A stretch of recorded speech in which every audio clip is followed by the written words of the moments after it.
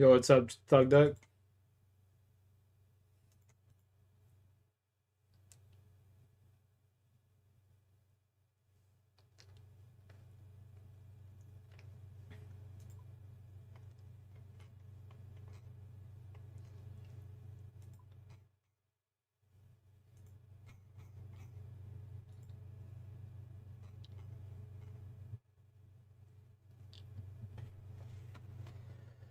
What's up, buddy?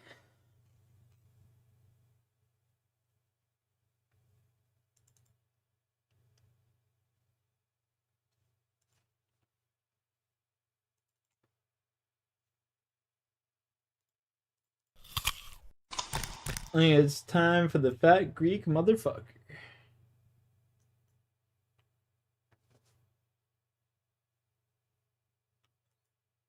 Hey, Savvy. So I'm 19-year-old girl, currently in the Navy as an aviation mechanic, and I work with mostly old dudes. Yeah. Ugh. And my question is, Hope all went well with I your come friend. in to work and I get stuff like, Okay. oh, you look like a crack baby, Roger from American Dad, Make-A-Wish kid, all that stuff. You're see-through, you're like a jellyfish, and I just need to know, what are some things that I could say to any man that would make him, like, go into his car after work and just cry in the parking lot? I'm talking, like, I want to crush the spirit of these unks that I have the displeasure of fucking working with. All right, thank you. This is tough. It's tough to just give you general. I know, because it is best for them to be Because it seems like they kind of are nailing you. Yeah. It seems like we don't know what you look like, but Roger from American Dad, it sounds like you have a big head. Right. You know, like. Kind of that very thin, fair skin. Yeah. Make-A-Wish kid. Yeah. Totally. Exactly. Slight veins on the temples. Yeah. Side of the Big forehead, eyes, yeah. probably. Well, I think that maybe the solution to this problem, because it seems like what's hard is that it's her against this legion of men. Yeah. So that's going to be challenging. Yeah. So it's like if it's one against men. This is why women just don't last in like male-dominated workforces. They just can't take jokes and shit. It's like I need to crush their spirit. Like they're not saying it to crush your spirit. They're just fucking around. That's how guys fuck around. Doing what they're doing, it's going to be hard from like a bullying aspect because they're going to be able to riff on each other and you don't have anyone on your side. So I think you should actually go. I'm sure they're all on more the same like side. Real Housewives mode. And I'm like, do these men have wives? Do they have daughters? Can you tattle? Maybe there could be like a tattling aspect. You can't tattle. I think she should be tattling. I don't think he can tattle. Can you go to the man's wife and be like, this is what your man is doing? And we're calling me a crack baby? You don't think you can bring that home? You can't. And then she can be beating his ass for it? Really? No, because here's what's going on No. here. She's the new guy. Like, I know she's a 19-year-old girl, and that obviously helps the dynamic. But tattling is the absolute worst thing you can do. Yeah, don't tattle. She's just Don't be a a low bitch. man on the totem pole right now. And, like... Also, it's the military. It's yeah. Oh, They're not. Yeah, they could rape someone and not get in trouble. They're like calling someone a crack baby. It's They'll nothing. be fine. No, you know what I it's mean? true. What this is like it's new person hazing. Yeah, it's hazing. Oh, right, you're being hazed. You're young too. You're a kid. Like you're gonna get it from these unks. So part of it is there a new? Because the way this always works, like, is there somebody new on the horizon, right? Because that shit rolls downhill. You have to really, you have to sort of pay your dues. And by the way, you seem to have a pretty good. Your head's in the right place. You want to get back at them. You want to say something funny. You want to and riff that could and also bust balls. create respect, too. Yes. Whereas, like, if you were like, you can't like try and get them to stop. You have to fight a little bit.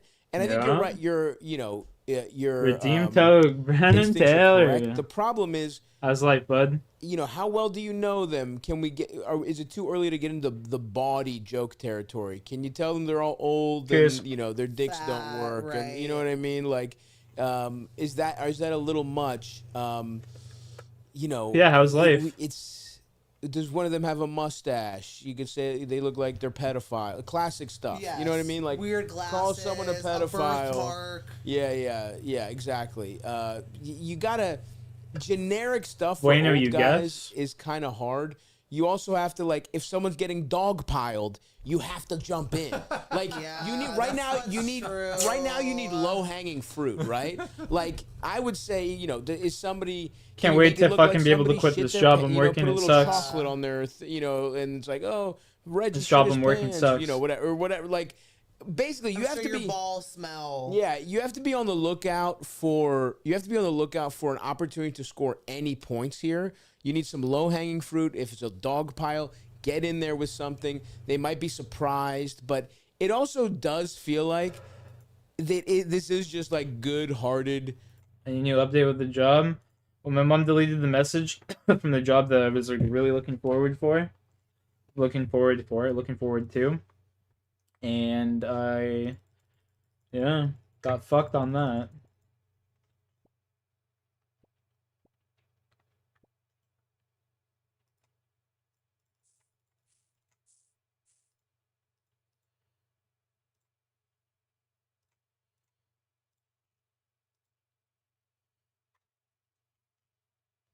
So it looks like I'm slaving away at this fucking place till like September, November or something, then I might quit.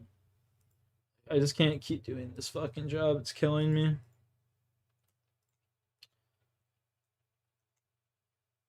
Like, my morale is just fucking just the lowest it's ever been. This job sucks. They sent home a letter today to everyone. They're like, listen, guys, we know it's hot out. It's only 47 degrees Celsius in the factory. But, we just need you guys to band together. They're basically saying, quit being so lazy, be more productive. Which is fucking crazy when it's like fucking literally feels like your skin's melting off of your body. Like, suck my nuts, bro. I read that shit today. I literally almost just quit on the spot. I was like, you guys... I can't even say what the fuck I was gonna say. Well, I can't even say on YouTube what went through my head or else I get banned. But... I'm sure you guys can assume. Starts with an F. Like, I worked at a machine shop when I was 19, 20, and there was a lot of like busting balls. There's a lot of like white trash. And Yeah, last thing I need is to be you banned bust on balls here. back. Facts, They that. call you fat. You call them a I fucking get some hate hillbilly. comments Banned again. for sure on the internet, but I kind of go a little bit more absurdist with my clapbacks. So I don't really know if this would apply. But those are different. That's a different scenario. Yeah. Those aren't good natured. No. This is just. You think it's locker more room jovial. stuff. I think this is just hazing. This is just workplace. In the Army, when you're a mechanic, it's like Yeah, it's true. It's just ball busting, and I think she is right to be like, I need something good. Unfortunately, I can't give you something generic here, right? Like if they're fat, if they're being bald. this specific to you, you have to be this specific bad. Yeah. Yeah. And just any fight, it's about earning respect, right? So just attempting stuff is good. If you want to, write back and give us some pictures or some, if you want to give us some like some pictures of them would be hilarious, qualifications. Bro. Look, what they're doing. Maggot. They're finding people you look like. Who do they look like? I mean, It's like, well, who could they look like? It's like, who's like a really ugly ass guy, like Mitch McConnell. Yeah. They have deep respect for him. They're of course. They're mechanics in the Air but Force. If he looked like that, you could say You're gonna have to pick you look like a crypt actors. keeper. Yeah, the crypt keeper's good. Yes, Is there of some guy that looks course. like the crypt keeper? Yes. That's good. Yeah. Yeah, again, these guys also are like big, sure like. but I'm sure say they look are like. How about this? pedophiles. Say they look like Joe Biden. To call them Democrats. Yes. That's gonna crush Yes. the Navy aviation. Be like, you probably voted for Kamala, you fucking homo. Mm-hmm. That'll crush. That'll crush in the fucking at the fucking Navy yard. at the Navy Yes. at the Navy aviation Exactly. yard. Come on, are you kidding me? All this kind of shit. Was there some now? Is there a piece of like media that's very important? Who's like the biggest loser in Top Gun or something like that? You know what I mean? Like, I don't know. Like, we need a little more specifics, but your head's in the right place. You want to clap back. If they're dog piling, get some licks in. You know what I mean? Like, be unfair. You know, call them ugly. You're just gonna have to be specific. Unfortunately, we really can't do your job. I do like what you're saying too, stuff of just like, yeah, you sort of got to build it up over time. There's not gonna be like get the profile. You don't want to bring someone to their knees with something. You want to like ingratiate into the workplace culture here. You want them to be dogpiling, and you call someone, you know, nice pedophile mustache, Reggie, and they're like, oh, the new girl called you a pedophile, Reggie fucks kid. Like, that's the moment you want, and it's like, it's also slow, and it's like, you want to be, and then every day you got to come with something, and it has to also just be jovial, and it's camaraderie. You know what I mean? That's like, exactly what it is. Again, you're the low man on the totem pole. You're the pledge here. You also want to like earn their respect in other ways, like, you might have to work a little harder. You might have to bring donuts for everybody. Right. Like, this is just what being young, and they're kind of trying to accept you in a hilarious way, even though they are tearing you to shreds with, you know, Roger from American Dad or whatever. But, you know, your head's in the right place. Get after them. Roger from American Dad's funny as fuck. Like, that insult is just hilarious. And don't get too ruthless too quickly. I agree. You don't want to be angry either. You want it to be like, you know, it's rolling off your back kind of shit. Yeah, you don't want them to see you sweat. Yeah. And calling them old is big. They're probably worried about their mortality, you know, that kind of stuff. So, you know. Old, washed. You probably don't fuck your wife good eventually. Yeah, once you get, exactly. You also don't want to be the, like, 19-year-old Yeah, girl that's what I said. It brings rhymes up with the maggot. sex jokes first. Yeah. Because then you might have, she's in a harder position here, too. Am I muted? For me, if I'm a 19-year-old guy, and it's all guys. Yeah, it rhymes with maggot. You're old as shit. You don't get pussy. You know. You what run I mean? AFK? Oh yeah, no, you're good. You can get there eventually when there's the camaraderie there, but you don't start there. You know what I mean? Like, so yeah. It definitely does. Right place. It definitely does.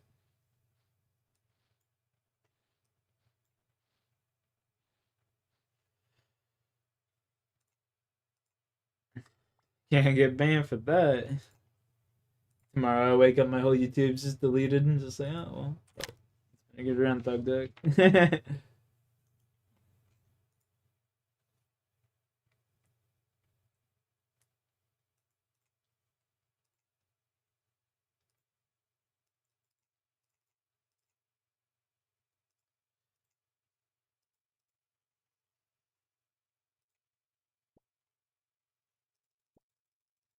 Yeah, we're just rhyming words out here. It's not my fault they sound alike. Come on. What is this? Bro, this world's so soft, it's fucked.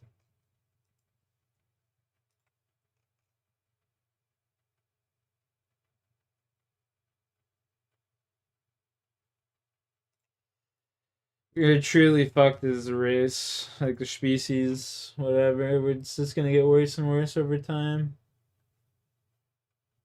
We're so fucked. Where's the thing? Oh, I didn't.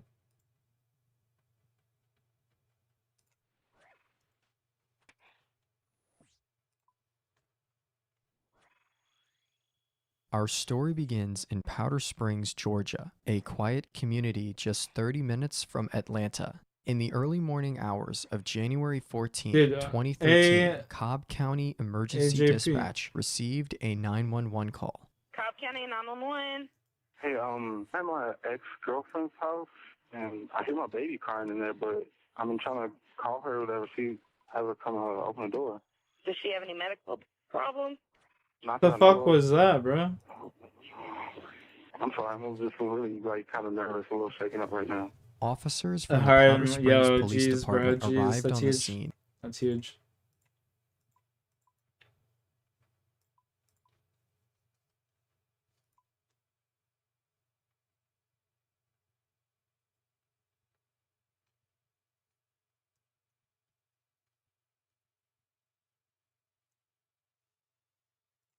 You want to see something abysmal? SH, look at this shit, bro. This is fucking crazy.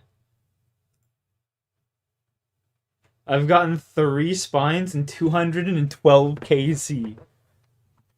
That's fucking crazy, bro.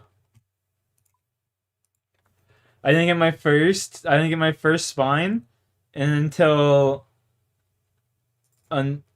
what does a spine do? It gives me like good weapons, or you can trade it for a prayer XP and shit. I didn't get my first spine until 110 KC. Shit's crazy, bro. This account hates me.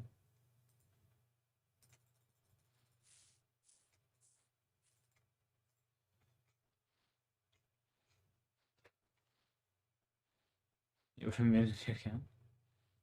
Yeah. I think it's because it's I was talking about Jeffrey Epstein and Mark Carney fucking children together. I think the liberals over at Jagex are just mad and they hate me, so they're just giving me shit RNG. I think that's literally what it is. I'm not even trolling either.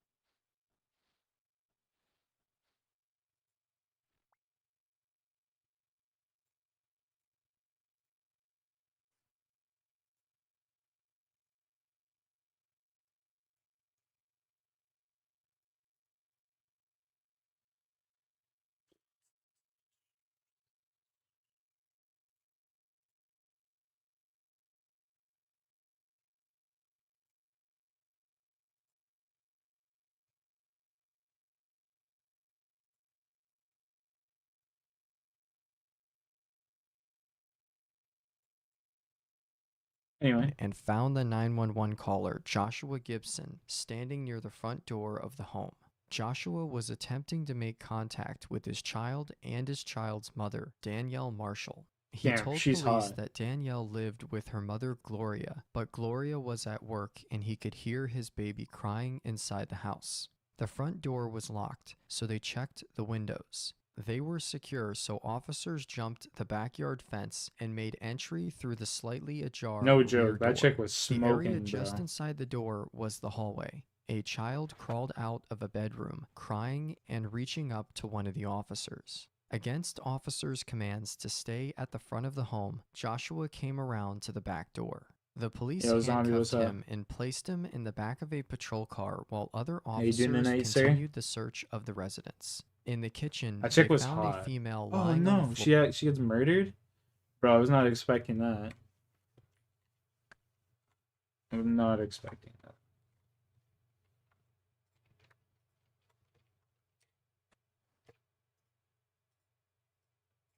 Basket of apples?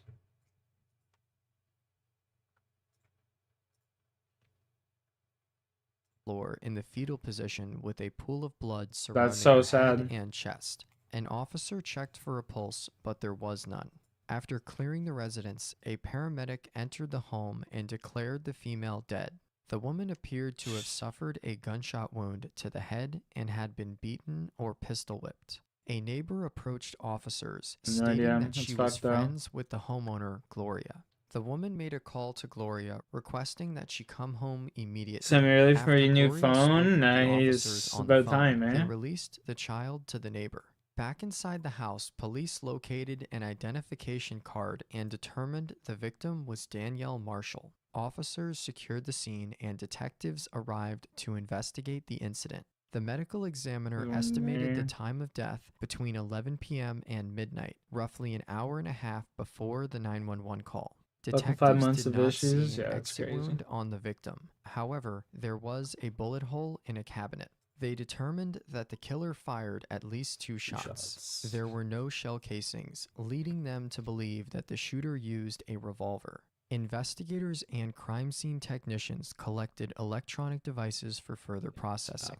As they continued working the scene, Danielle's mother, Gloria, rushed home early from her night shift. Gloria said that the police came up to her and told her there was a deceased woman in the house. She They overnighted said, it for well, free? who Yo, is it? that's the least Her they could do. mind wouldn't let her believe it was her daughter. The police told her that the victim was her daughter. She said it took a long time to register and that you wouldn't expect a vibrant 23-year-old to be dead. Gloria spoke Damn, with she is Detective fucking Amy hot, Randolph. bro. She said it was a normal night and that she left for work around 9 p.m. The home wasn't burglarized, and there were no signs of forced entry, so investigators believed Danielle knew her killer. While Gloria stayed at the neighbor's house, police transported Joshua Gibson to the Powder Springs Police Department What kind of phone for is an it again? interview. My name's Chris, by the way. I work with Cop PD. How did you get home tonight? When you got off work about 7? How did you get home?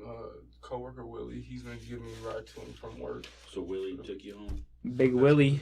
Yes. Okay. And he works with you at the Goodwill? Yes, sir. And then you got This guy that I work with tried to get me to start driving him home. I was like, listen, he's like, I'll give you $250 a month, bro. And I was like, listen, bro. I pass a bus stop on my way home. I'll drop you off at the bus stop, but as far as I'm fucking going. Danielle's house? No, I don't. He's like, what? $250, man. It's like, yeah, I don't care about the money, dude. Gonna be like, all right, which Jesse is this? Which, you know? That's an extra 45 minutes on my night. I'm not looking for that. And he's like, dog, goddamn, bro. You're really putting me in a tough spot, yeah. And I was just like, that's... You gotta decipher your life for us, man. But that helps Don't know us what to out tell you. tremendously, 'cause honestly, right now, you're the best thing we got to try and figure out what happened. Whatever I can do. I know, like I said, we hadn't had the greatest relationship, and I would like to talk to your mom. Even though Yeah, can you pick me up from the side? Can you pick me up from this bank, man? I swear they're not sirens. I don't know. Did you talk to anybody else tonight? 25 plus, that's what it was. She texted you. Pixel 9 Pro. Obviously, you talked to the video. Damn, I remember you saying that. No, I remember Anybody else saying you that. talked to or texted with tonight, other than that? Since I've been home. Pixel Pro, that's what it was. That's what it was. Nah. And going back to that drama you had when you got shot at. I know you talked with Detective Bradley, and I mentioned it earlier. And I don't know a lot about what happened that night. The car that took a shot at you, do you remember anything about that car? I told him no. No, I told him a truck or a car? It was a car. Mm-hmm. And all I remember it was being dark, and it had to have been more than likely a 4-door, because I remember the back window being down, and all I remember is an arm coming out. Right. You know, and they asked me what kind of gun. I couldn't even tell them the gun, because as soon as I just seen that action, I just automatically just ducked. Were you stopped or were you moving? I was moving, but I was moving real slow. And they passed coming towards you. Mm-hmm. And was it the driver that shot at you? It was somebody in the back seat. Okay. Because I'm driving and I mess with the radio, and I think I was just about to pull out another cigarette. And, you know, usually you don't stare at other people. I try not to stare, but, you know, if you see something passing you, you know, you glance and then you look back. Mm-hmm. But that's what I do. And I'm driving, and I see the lights hit me. And I did like that, and as soon as I saw that movement, I just went like that. Right. And I'm not even sure if I hit the brake or matched the gas. But I know I made the turn after. You gonna get some... I made a turn. We going for some scariest action, boys. We'll get some, They went by Daniel's house that night. I should really steal some seeds, actually, too. What happened? Tell me about that. She called me maybe an hour, maybe 2 hours after the situation. I'm not sure if she asked me if I was all right or what happened. No, she texted me like, "Are you all right?" Isn't it the greatest for games? That's what it was originally, but I needed... Yeah, I remember the Pixel. That's what I was liking originally, yeah. But I needed something that can handle a few semi-intense mobile games since I play when I'm on the road. Yeah, I feel that. I play RuneScape. That's the most intense game I got on my phone. Situation take care of itself, whatever. And I told her I was pissed. She called me, and I think I ignored her call a couple times, and then she like pretty much begged, like, please just hear me out. And so I listened to her, whatever, and she was, you know, Josh, I know we have our arguments, but Josh, I would never want to kill you. Why would I want to take you away from Ava? Pretty much the same thing I said, you know. I was 100% sure, and like the biggest reason why I told Detective Bradley why I thought it was her is because 10 minutes before that happened, I texted her I was on my way, and I was going to go to my parents' house first, you know. This happened over near your mom and dad's house. And matter of fact, today when my mom came over, she asked about the window, and I just told her about the window. And that's why I said, you know, when we I should do some achievement diaries, really. I should get the Falador achievement diary. I just don't want to hear it. Or not Falador, fucking, what am I saying? The Lumbridge. She's gonna call the cops on you. She's gonna hit you. Don't 50 go there, ranged. Don't go there. No. If I go to jail to see my daughter, that's fine. You know, trespassing. We'll get 70 defense and then we'll get 50 range. That's scariest. Within the span It's a plan. of 10 days. That's our goal right now. 70 defense, 50, and then we'll bust out 60 fucking prayer. With those dragon bones at the chaos altar, we'll risk it for the biscuit, you know what I'm saying? No, and the... Y'all are into something. Honestly, when I was thinking, okay, the drugs, that'll be that. She doesn't buy from people she doesn't really know, or she doesn't smoke with people she doesn't really, know. You know, when we and her met, you know. She you plan on grinding for Insta soon? That would be awesome. I was thinking of doing some 5 Instas. Because my friends smoke. You know, but I told her. I was thinking of it. Smoke, not gonna lie. You know, I go in the house and play with his kids. You know, they're kids, whatever. So I took her over to a friend's house like 2 or 3 times, whatever. And you know, she would smoke with my friends, whatever. They'd all have a great time. I'd be in the house, you know, playing with the kids. So when it comes to drugs, she's never really had an issue with that. You know, when I got with her, you know, we would ask each other questions. I was like, have you ever, you know, sold your body? She said no, blah, blah, blah. She's like, but I would like to be a stripper one day, blah, blah, blah, whatever. You know, what happens when you don't have enough money for weed? She's like, Josh, people try me like that. I'm like, what do you do? She was like, I mean, I give them 10 and they say they want more, and it's either take it or leave it. I'm not going to, you know, have sex for, or give sex for weed, whatever. I'm not that kind of girl.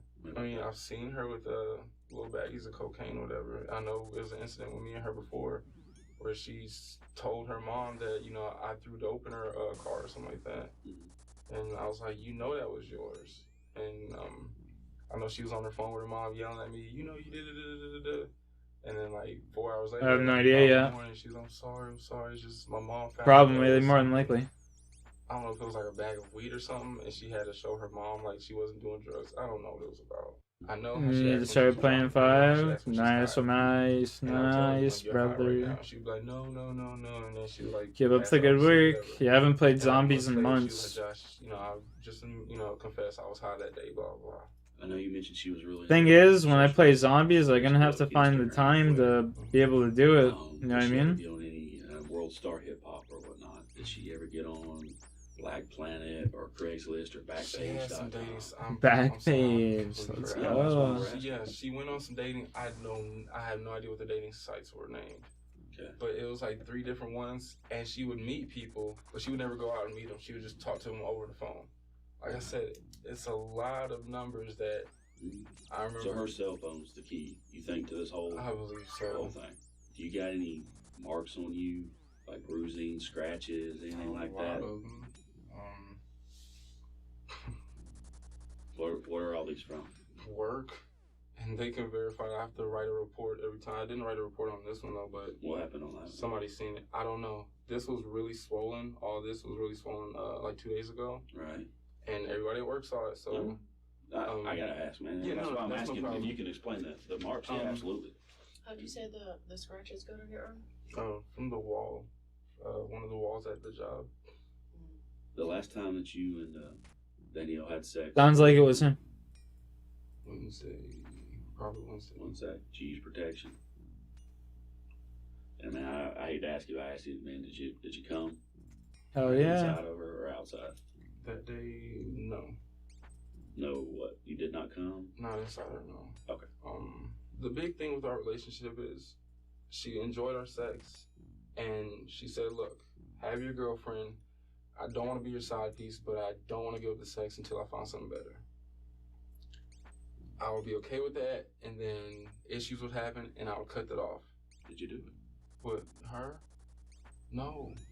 I gotta ask. I understand. Like, when they're telling me something's wrong, my first thought was, if it wasn't the pills, then she may have gotten drunk and something happened. Project, what's up, dog? What do you think happened? I know you don't know a lot. I know you don't know a lot. But just from what you do know, what do you think happened, Josh? There's people that live around her that she talks to. Like, one guy is walking distance. Crap, what is his name? Twan. He lives in like a neighborhood next to her, and he would walk to her house, and if he sees my car, he would turn around and walk away. His name's Twan? Yes. Is it like Antoine? Or just... She spells it Twon. Is that in her phone, you think? Yes, but it's not listed. But if you look through her text messages, she goes, "You Twan," or, you know, blah, blah, you ain't Twan. You know that. So he would walk over, but why would he leave if you were over there? Because he doesn't want any trouble. I'm a big guy. I'm scared of a lot of her friends. She may have been with somebody for maybe a month or so. He's in love with her. He wants her to stop talking to me or something and maybe move in with him or something, whatever. And I don't know, because of my incident, maybe he wanted to get to me to get to her. That's how I see it. If you were us, where would you start? Me. Being honest with Obviously, yes. Oh, you talking about after me? Yes. I don't know. I'll still be sticking with me. I'm just being honest with you.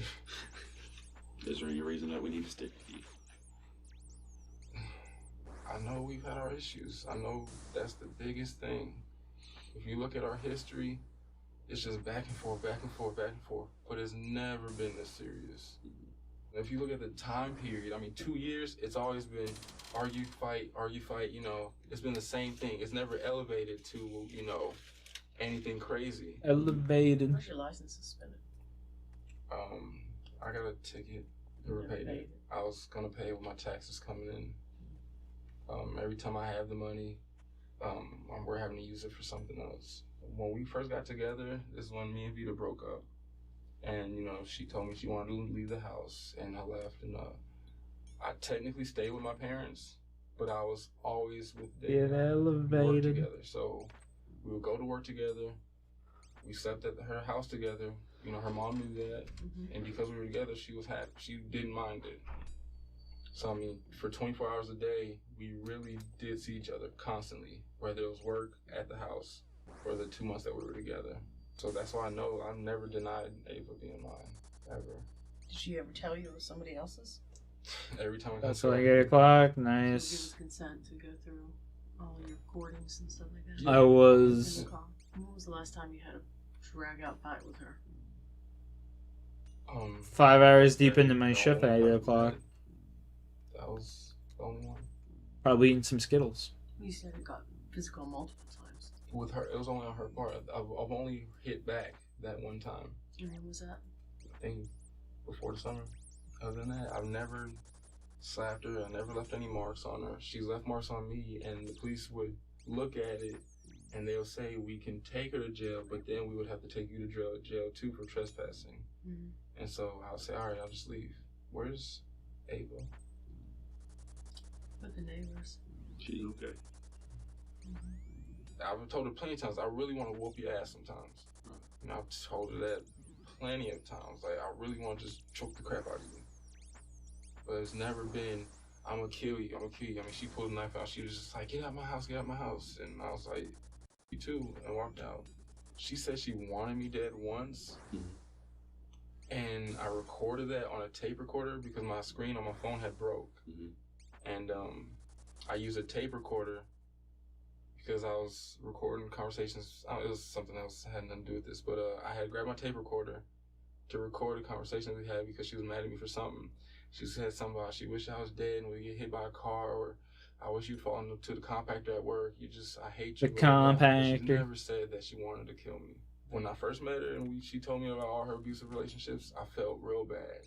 You know, I was like, look, you know, a man should never hit you type of thing. To the point where after my daughter was born, I told her, I see why dudes beat you up. Like, you know how to piss people off. You say the most cruelest things in the world, you know. When my son was born, she said, oh, I hope you're happy, but just let you know, you better hope I never meet him when he's like 16, because I'm going to have sex with him just to get to you. You know, and that's something I would never tell my girlfriend. Like, So you think her phone's the key? Yeah. I've erased her text messages that we would have, just so she wouldn't show my girlfriend. If she's talking about sex, you know, I was sneaking, you know, when she would sleep or whatever, I would sneak to her phone. New truck, nice. I haven't done it in a minute, so you'll see all that stuff. Have you done that recently? No, I haven't. I was going to like Wednesday or Thursday, I told myself I really need to erase the text messages because she's been saying stuff about sex, and I don't want her to get pissed off at me and run to Walmart again, telling my girlfriend that we've been having sex. Would Vita ever go through your phone? I know she kind of had suspicions, you know, or kind of worried about you going over there. Did she ever go through your phone? She would never physically go through my phone, but she would always ask, "Is that Danielle calling you at 1 or 2 o'clock in the morning?" And I'll be honest, like, yeah. What does she want? What does she want? I was like, I don't know. She just keeps bothering me. I'll admit, I did it wrong. Does Vita know where she lives? Yeah. Vita's the last person I would think. Even when we had our issues, we have a son. Like 2016 GMC, nice. Buying a car is such a pain in the having ass. somebody else hurt her, you know. When Vita was pregnant, we argued constantly. And then Vita had a miscarriage. And when she had the miscarriage, she thought she just couldn't have babies. So I'll admit, she went and this is when Danielle was still working at Goodwill. The Goodwill and Walmart are right next to each other, across the street. Right.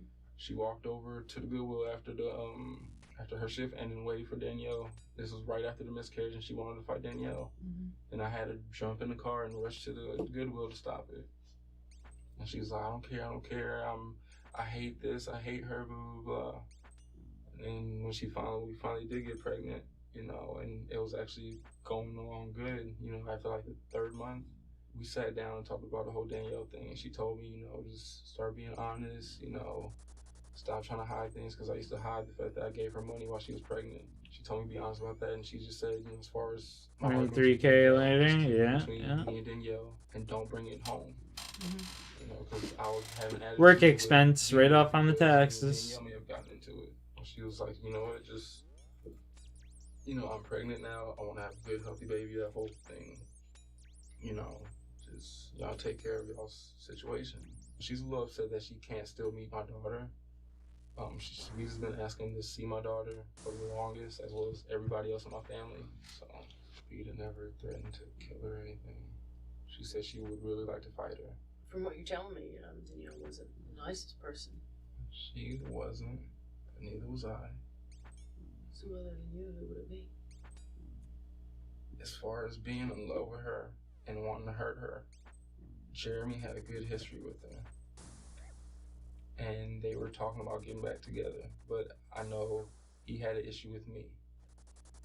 Jesse was her longest boyfriend, and he's consistently tried to be with her. But she never wanted to be with him because of all the times he used to beat her up and cheat on her, and, you know, she would catch him cheating on her, and he would still beat her up for it. Jeremy, Jesse, are they white, black? Black. They live around here? Are they local? I know she said Jesse lives in Douglasville, and Jeremy lives, what's the road by her house? Oh, no way. He pushes me under that. Mm-hmm. He lives somewhere on the other side of Macedonia. I would think Jeremy would have a reason as to why to do it, because, again, they were the most recent people that were supposed to get back together, her and Jeremy. All she talked about was Jeremy. You know, how she did him so wrong in the past, and she should have never cheated on him, and they should still be together today, and blah, blah, blah. But she would never give you custody? Who? Danielle. No. That's the only thing that she has to hold over me. She used my daughter a lot. Because 9 months now, I still have yet to be with my daughter without Danielle. My mom hasn't seen her in 3 months, and I keep trying to tell her to be patient, be patient. I'm gonna get her. I've talked to lawyers. You went from a dealership because everything else he used was complete garbage. You had to be I made a expected. bet with my sister. You know, I was gonna have her by Christmas. I figured as long as the judge would hear my case, he would make something happen. But he wouldn't even let me plead my case because I didn't have a lawyer. But there's no firearms at your place right now. Y'all never actually purchased. Y'all just went shopping. Yeah, we just looked at, window shopping. Y'all can search the house. Does Vita have any idea what's going on? That's what I'm worried about now. Like I told her at 12, I was like, hey, I'm gonna go see Ava real quick. She said, all right. Yeah, I'm sure she's got a question or two by now. Yeah, but 5K.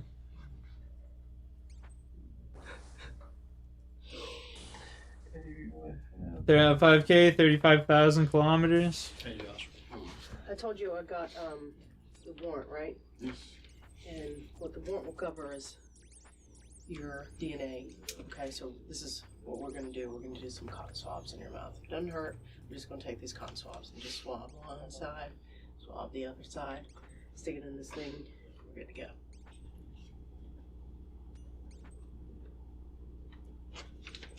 Okay, it's pretty good.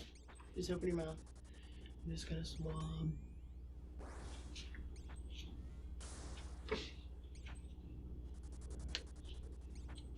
Am I considered like a suspect right now? Well, Possible. you know, everybody's a suspect right now. I'm not accusing you of anything. But right now, I don't know much. So, to me, everybody's a suspect.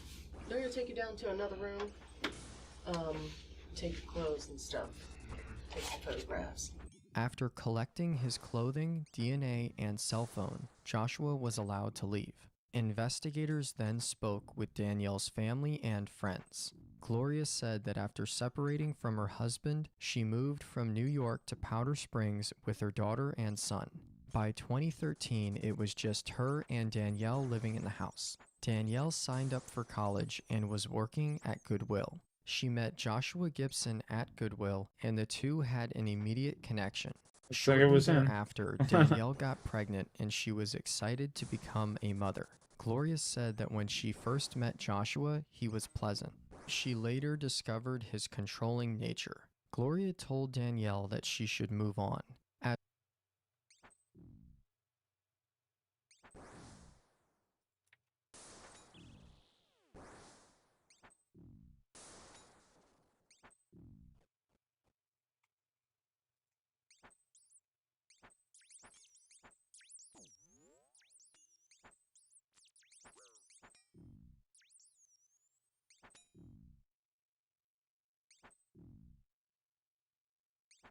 Can't go wrong with that, my dude. Against Danielle, and DeVita said Danielle was harassing her. On the day following the shooting, the crime lab notified detectives that the bullet from the wall behind the kitchen cabinet matched the bullet found in Joshua's car. The same weapon, a .38 Special or .357 Magnum revolver, fired both shots. The medical examiner performed an autopsy and determined that Danielle died from a single gunshot wound to the head. Roughly 20 days after the murder, detectives brought Joshua in for another interview. Before we ask any questions, you must understand your rights. You have the right to remain silent. Anything you say can be used against you in court. You have the right to talk to a lawyer for advice before we ask you any questions. Have him with you during questioning. If you cannot afford a lawyer, one will be appointed for you before any question if you wish. If you decide to answer any questions now without a lawyer present, you'll still have the right to stop answering at any time. You also have the right to stop answering at any time until you talk to a lawyer. You understand your rights? Alright, same as the initial each one. If you wish to talk, then sign it. Have you heard any talk on the streets? Have you... As far as the Jeremy guy, I'm not sure if y'all contacted him or not. But I spoke with Jeremy. I was just told that he was trying to avoid being spoken to. Just because he's wanted. Yeah. As for right now, I'm still checking, verifying his alibi and all that stuff. Medhelm. I mean, everybody's... Alright, I'm off to bed. Yo, zombie, you have a good night. Good luck with your phone. And someone said that y'all were looking at Terrence. And again, I never liked him, but they were really good friends. I think Danielle may have been pregnant. Okay, well, we'll get those test results back from them. Okay, that might determine if, what may have happened. Okay. Because we never wanted to have a baby together. Right. She wanted the baby. Mm-hmm. After she realized I didn't want to be with her and I stuck by that, I'm not going to be with you, she was talking about an abortion. And I told her, no, you're not going to have an abortion. Looking good, at least at the moment. Yeah, you fuck. What you wanted. And a lot can happen between now and then, but I'm wishing the best for you. This is what you were talking about before, about having an abortion? Mm-hmm. Okay. And, so we had the baby. And so she kept always saying, and, her cousins and everybody can verify, she's always wanted to be a wife of someone. Right. She wanted that lifestyle.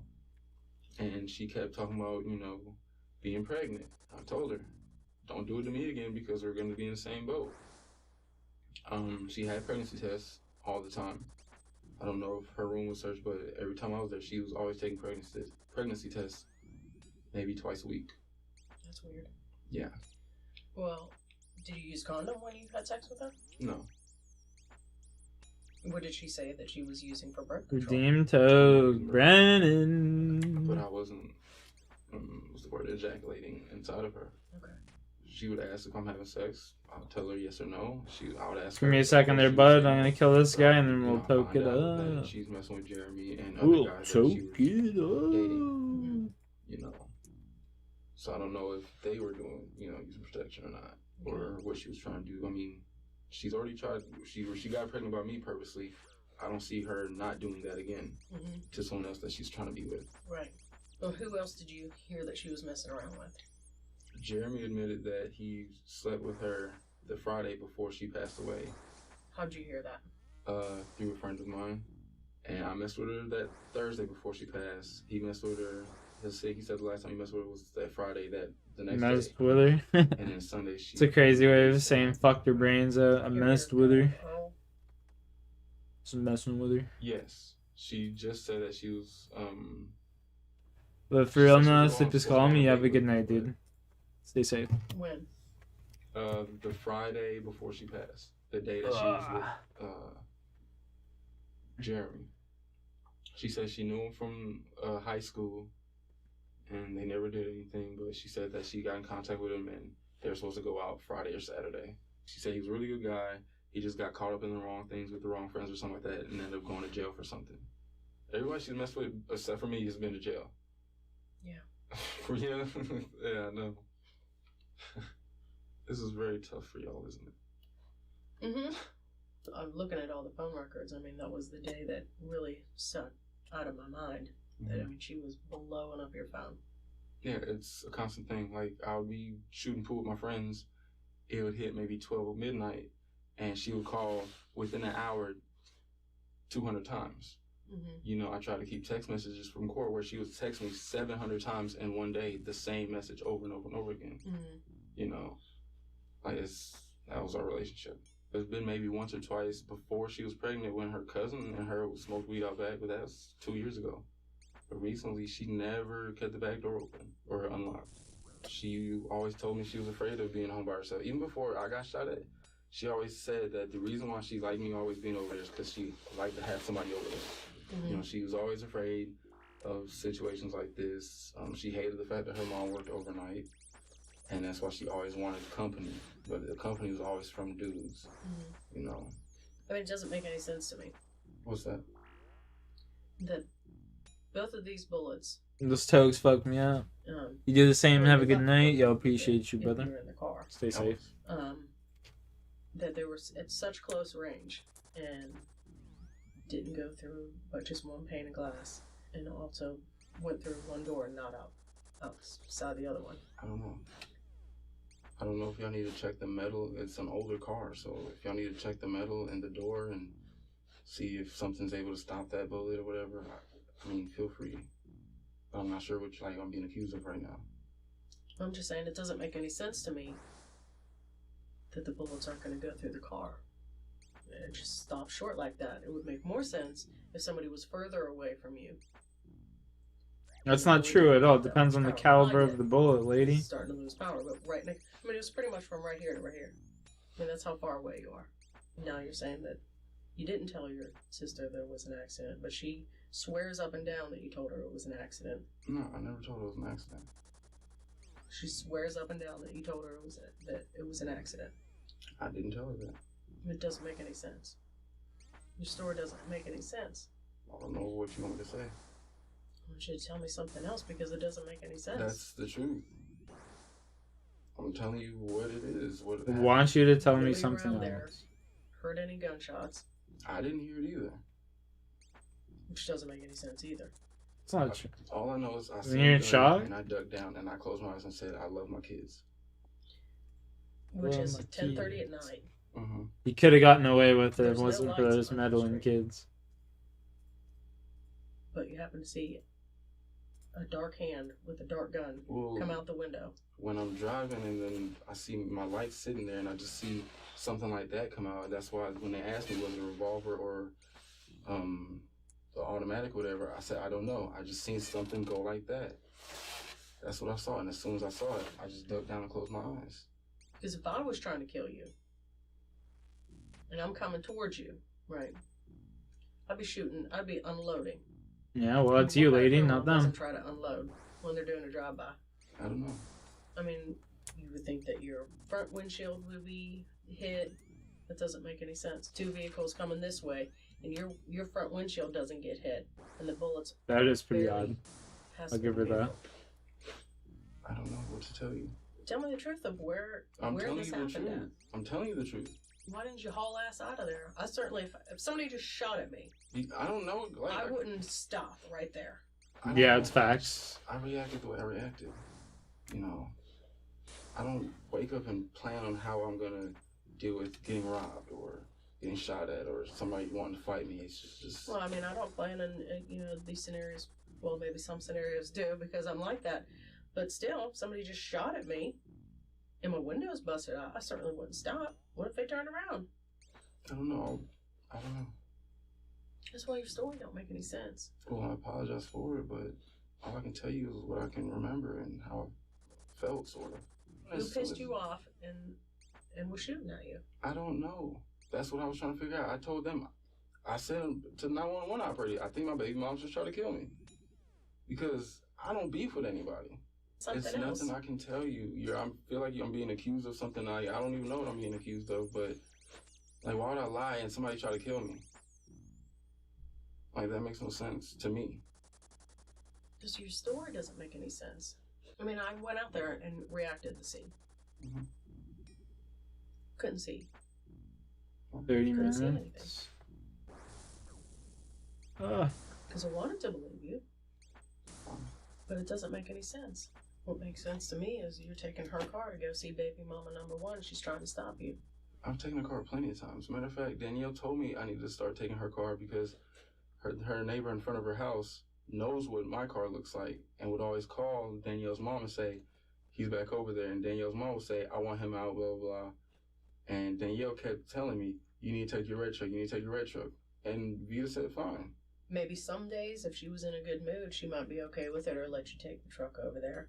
But there's no way that this girl believes. And believe me, she doesn't believe you all the time. I know. That you're not screwing her. And you are. That she's not pissed off about it. We have a son together and she would leave before trying to jeopardize her family. We never had physical problems like that. Really? That's not what your mom says. My mom doesn't know about our relationship. Yeah. When Danielle's baby was born, you stayed out all night at the hospital, and then you came back, and the Vita was so pissed that she slapped you. No, she didn't. That's what your mom says. She never touched me out at my parents' house because, number one, if me and Vita argue at my parents' house, my dad tells us we need to go home. Why would your mom lie? I don't know. And you can accuse me of lying, but you're asking me to tell you the truth. I'm telling you.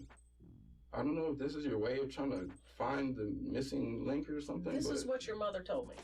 Because, I spoke to your mom, I spoke to your dad, I spoke to your sister, spoke to DeVito. I'm telling you, this is what your mother said. I asked your mother, I said, did you ever see any physical violence in between them? She said yes. When you stayed out all night at the hospital. No. Personally, I was on your side that time. You're having your baby. Of course you're going to stay out. But she was pissed. Your mom was pissed. And then she heard a slap. She came in and asked DeVita if she hit you. And DeVita said yes. DeVita never hit me no. She was upset with the fact that she was having a miscarriage. So everything pissed her off.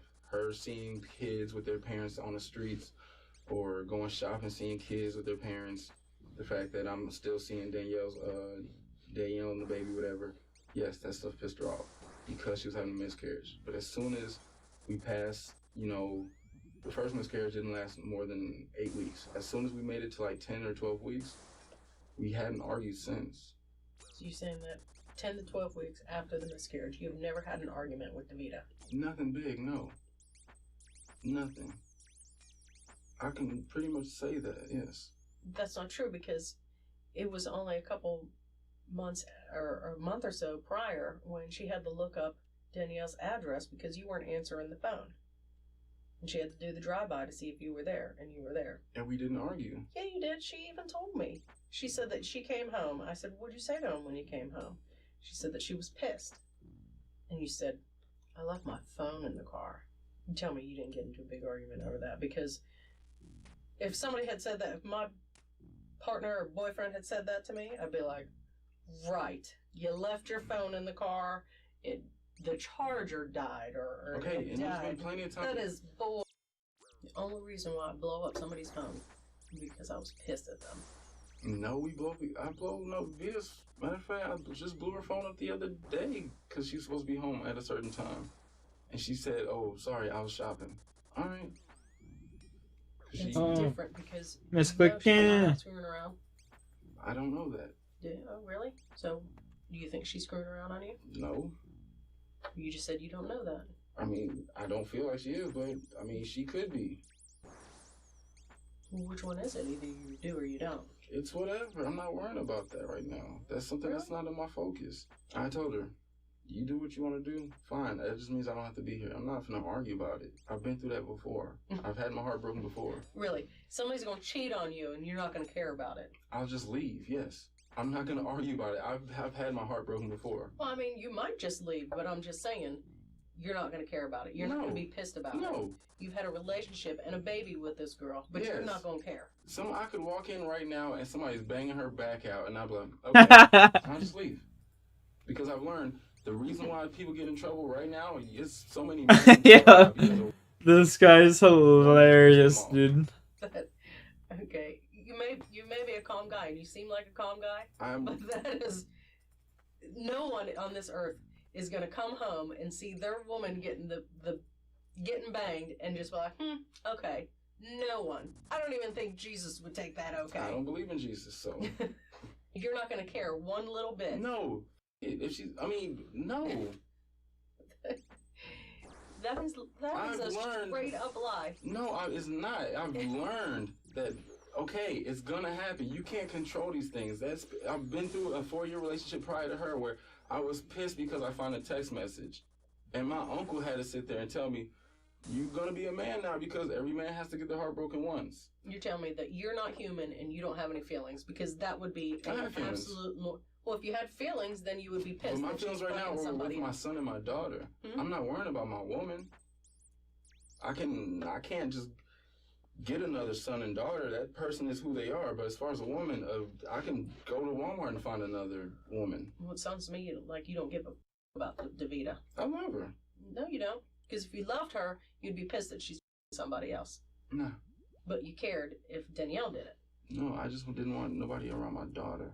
That's not what everybody else told me. I know. So she never made you jealous. Go Walmart and get another woman? What the fuck? I mean, so it's that easy for some people. Jealous, but you don't give a about Davita. Don't know. So you had a lot more passion for Danielle. Yeah. It's gotta be. That day I was worried, okay, she's not responding.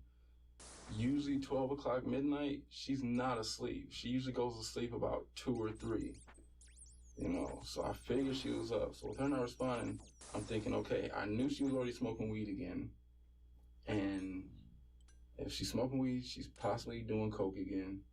So it's either the coke or the booze. And that's what I'm thinking. I mean, but she never had a problem taking care of Ava by herself before? She has. When? There's been 3 or 4 times where she's dropped Ava. Or Ava would fall off the couch and I would rush over there. Not to anybody's knowledge or anybody's statements that she loved that child, wouldn't do anything to that child. Wouldn't do anything to put that child in harm's way.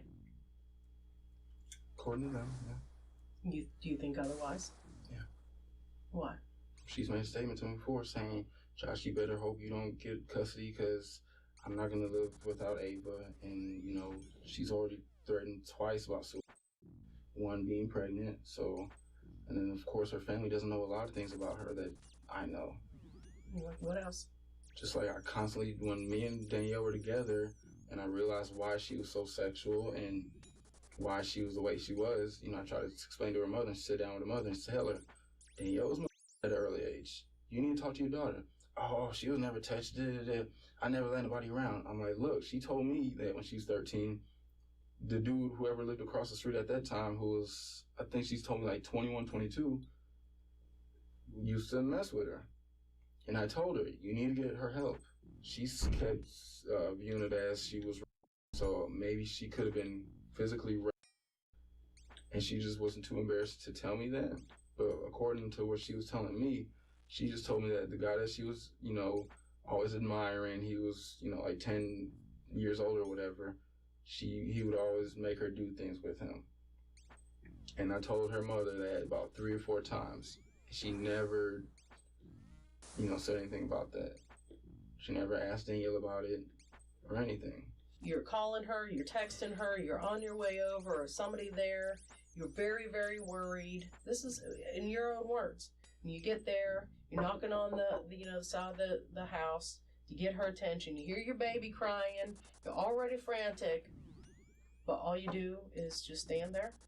I called 911 and told them I was worried. There was only one other time where she left. But if you were worried to call police, even from your house, why wouldn't you think, well, let me just go in and check myself, because if I call the police, I'm going to get arrested. How am I going to get in if the door's locked? Go check. You're so worried you only look through one window? Yeah. I'm not thinking, okay, she's dead.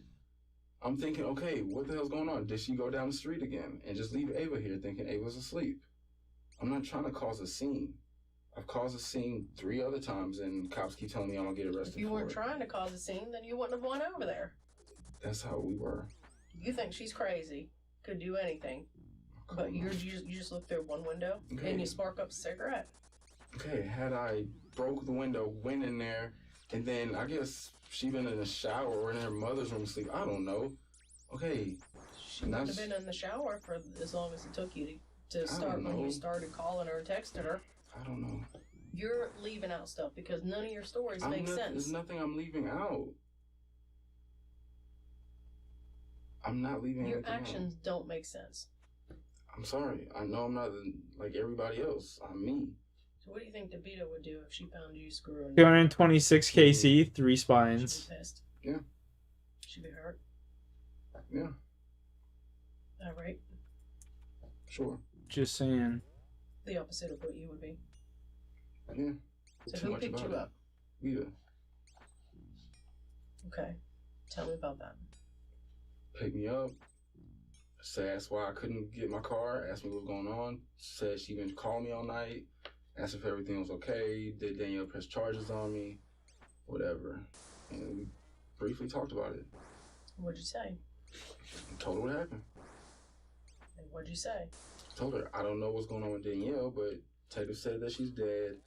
I don't know if she's overdosed or something happened. I don't know if it's involved with what's happened with us before.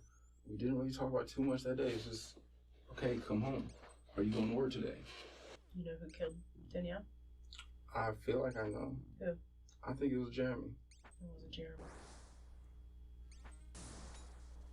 That's the only person I could think of. Jeremy. Okay. Because she told me for the longest Jesse's in jail. Yeah. One Jesse. So. And one Jeremy. So that's the only 2 people I can think of. I don't know who this Earl is. I know she said something about them having a relationship before or something, but now that you bring him up, I don't know. I gotta find out who Earl is. You know you have a terrible relationship. Yeah. That's who we are. I mean, that's how it is. Some are alcoholics, some are abusive, some, I don't know, whatever. That's just how we are. You should be more communicative. And we're working on that. We've been working on that. We're trying to start back over on a lot of things. I mean, you cared more about who was screwing you, Danielle, than you did DeVito. So let me ask you again, did you go over there and did you kill Danielle? No. Honestly, people would ask me, are you happy that she's dead? And I'm not. This is not the way I want to get my daughter. Yes, I want her to feel a lot of pain if I had my daughter, but this isn't what's going to make me happy. Especially when I end up raising Ava and then I have to explain, when she asked, can you tell me about my mom? I'm not sure what positive things I'm going to be able to say. So the only thing I can say is we love comedy. She liked to laugh, blah, blah, blah. So you hated her? I don't know. She pissed me off, yes, a lot. But my goal is to get my daughter and fine. Everything that you do to me, everything that you've done to me, I'm going to give you some of that back to show you how it feels. I mean, you have the motive. I understand that. Right. You understand that You can't believe the stupid shit that causes arguments with people. Don't like her. Yeah. Sure. I'm a pretty simple person, brother. I guess. Yes, I mean, you did. Did you kill her? No. I'm telling you I didn't. Do you know who killed her?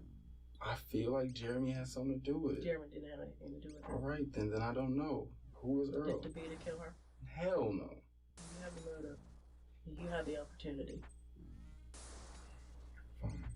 Here and there, when I'm in the shower or something, I think about Danielle.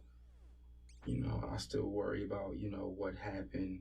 You know, I asked the detectives when y'all were taking my clothes, you know, okay, y'all taking my clothes, take pictures of what happened. And y'all didn't say anything. So I'm still trying to figure out, okay, was it fast? Was it slow? Did she get beat up? Was she still, like, did anybody touch my daughter? You know, was my daughter hit or whatever, or slapped or anything, just out of anger or whatever? You know, I think about, you know, certain things as far as Danielle is, you know, taking her to the movies, things like that, and, you know, when we were okay. I mean, I can't really say I miss her 100%, but I heard my daughter still crying or whatever, but then they're running in and yelling, Powder Springs police, and... Why would you go in? Because my daughter's in there. I'll die for my daughter. Okay, but you wouldn't die for your daughter or go in there before they got there? I don't know the situation. I don't know, like... I gotta go in there. The police are here. I gotta go in there. It's so important that I get in there, and the police are already in there checking everything out, but you didn't go in before. I don't know. What do you want to say? Why don't you tell me what happened? I'm... Did you go over there and she done pissed you off for the last time? No. I did not hurt that girl. I'm telling you. Is there anything else? Because I'm ready to go. Did you kill her? No, ma'am, I did not. I miss Danielle. I do. I used to lie a lot as a kid. Everybody lies. But I did a lot of it. About everything. And my parents never believed me to this day. That's why my mom, when she questions me about anything, she be like, are you sure? And I'm like, yes. I've been trying to, or I can't even say been trying because I'm 24 years old now. Since like high school. 24 years old. Been telling the truth about everything all the time. Trying to keep that way. I understand with Vita, that's, you know, I've been doing a lot of lying. You know, but as far as like to my parents, to law enforcement, I've been trying to stay truthful about everything, no matter even how it makes me look. You ready? Well. With Joshua sticking to his story and no new leads, the case went cold. Detective Randolph left the Powder Springs Police Department, so she was no longer working the case. In 2014, the Cobb County District Attorney's Office started a cold case investigation unit. Investigator Nick O'Connor assisted on the case. He discovered a subject by the name of Jesse Chapman, who was a friend of Joshua and Davida. Jesse Chapman is not the same Jesse discussed in Joshua's interview as a potential love interest of Danielle. That's what I was thinking. Chapman had been using a cell phone detectives mistakenly believed belonged to another person. Phone records from Jesse's number placed him at the homicide location around the time of Danielle's death. On March 11, 2014, investigator O'Connor made an unannounced visit to Jesse at his place of employment. After multiple denials by Jesse of any involvement in Danielle's death, investigator O'Connor showed him the cell tower data proving he was in the area when the shooting occurred. Faced with the damning evidence, Jesse cooperated. He said Joshua had contacted him that night, stating that Danielle was interested in having a threesome. He picked up Joshua around midnight and drove him to Danielle's place. After being let in by Danielle, Joshua propositioned her about the threesome. Danielle said she was not interested. Jesse then sat in the living room with the child while Joshua was in another room trying to talk Danielle into having the threesome. After a few minutes, he and Joshua left with Danielle locking the door behind them. Jesse said that when they reached his vehicle, Joshua told him he was going back inside for a minute. He saw Joshua knock on Danielle's front door. He was inside the house for around 2 minutes. While Joshua was inside, Jesse said he had his car radio cranked. Joshua then got back in the car Yeah, and so Jesse yeah, I don't dropped really him off fucking at hear his about house it because before they're not heading inviting me, home. then they invite me and get Investigator mad at me. O'Connor told Jesse to weird. contact Weird him if he dynamic. recalled any additional details. Ask to 2 go. days later, District Attorney That's some plans. investigators interviewed DeVita Lakes. Are you still living with Josh? Are y'all still together? Okay, and then you're expecting another baby soon, right? When are you due? March 21st. Oh my gosh, you're coming up. You look incredible. Thanks. Oh my gosh, really? Oh, what do you have? Oh boy. Another. Now you have a girl at home or a boy at home? Oh boy. So you have 2 boys. Do you know how loud your house is going to be? I can call you some nights around 8:30 and just lay the phone down at my house, and my house is like a circus. Oh, my house is silent at 8:30. Anytime we're working on these investigations, you know, there's always new technology and things like that. And so we've been working on a lot of phone records. What do you remember about that night? I don't remember much of anything. Okay. I was here. I was home. I don't remember. When does Josh work? Does he work during the day? Yes. Okay. How late are you usually here? It varies. I'm here. I can be here to 10, 11, 12. On this particular night, do you remember how late you were working? I don't. From my understanding, you guys were together. Y'all broke up for a little bit, and that's when he got with her. She got pregnant, and then y'all got back together. So, but he would still go see her or go see the baby. When would he do that, and what did you know about that? He would go in the afternoons, like at night, because like her mom didn't want her to him to be there or whatever, and he would say, "I'm going to go see Ava." I'd be like, "Okay." Do you know what time he would usually do that at night? It would be usually after 9. After 9. Okay. How did you find out that Danielle had been killed? One of my coworkers texted me. It was like something going on over at the girl's house. When I picked him up, it was like somebody killed her. Where did you pick him up from? I had to go. He was in my vehicle, so I had to go and pick up my car. Okay. My coworker texted me early in the morning, like something happened at that girl's house. Where was Josh at? I guess he was still at her house or at the police station or whatever. Okay. So do you remember him leaving the night before? I don't remember like any times or anything. But yeah, he left to go see Ava.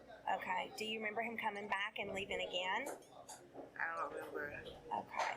When he would go and see Ava, how would he get there? He would get there in my vehicle, for the longest he didn't have a vehicle, so it would be my vehicle. Okay.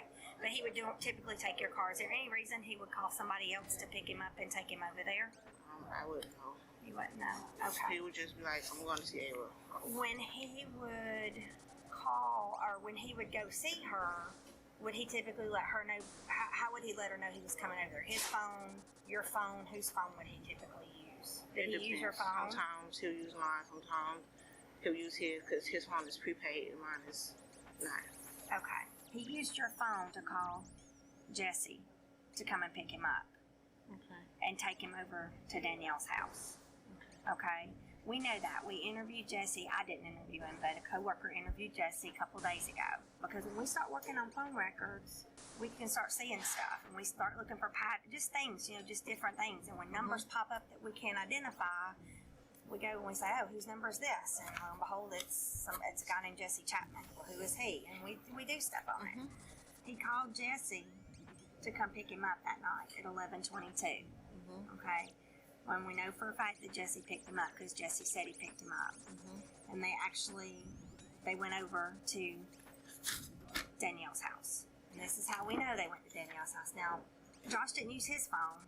He hadn't used his phone in several hours, and he didn't use his phone any of this times.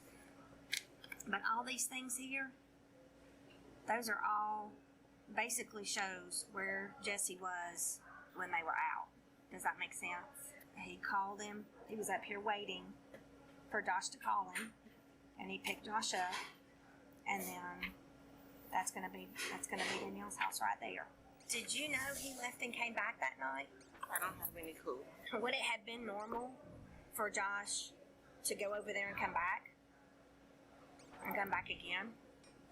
Sometimes, like, she's like, "Oh, come. No, don't come. I don't want to see you." Like, they go back and forth, but I try to stay out of it. I know. I've always been like, you deal with her. I have nothing against the baby. Now, I'm still over here. You deal with her. That's between you two. And you're a good person for doing that. I tell you, I have to commend you for being able to stay out of that like that. Looking at this, you know, the thing that concerns us is your phone number is now right here in the middle of this. What do you think happened? Do you think Josh he had anything to do with this? I don't think he would. You don't think he would? Mm-mm. Why would he use your phone to call Jesse to come pick him up? He uses my phone when like his phone is not working, or he uses it. Like every night now, and he still uses my phone. Would it have been normal for Jesse to come pick him up at 11:30 on a Sunday night? I mean, he leaves. Like, we have that relationship. I don't ask a whole lot of questions. Like, if he say, baby, bye, I'm going, you know, hang out or whatever, or I'm going over here, I just say, okay, cool. You don't question him because you don't want to be questioned either. Right. Is that what you're saying? Like, you don't want to have to give details about every little thing. Yeah, it's easier that way. He just always like, I'm going to go see Ava, or are you okay with me going to see Ava? And I'm like, fine. Like, I'm always fine with him going to see his daughter.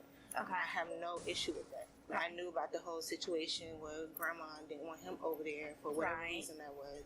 So he had no choice but to see her after, you know, she's gone to work. Would it have been normal, I guess, for him to call somebody else to come pick him up? Did he have your car available? He has my car. Is he still working at Goodwill? Yes. How old's your other son? 18 months. Oh, you're going to have him in school. Yes. He's getting to the terrible 2 stages. Yeah. He wants to clean the mommies, teething. It's all at once.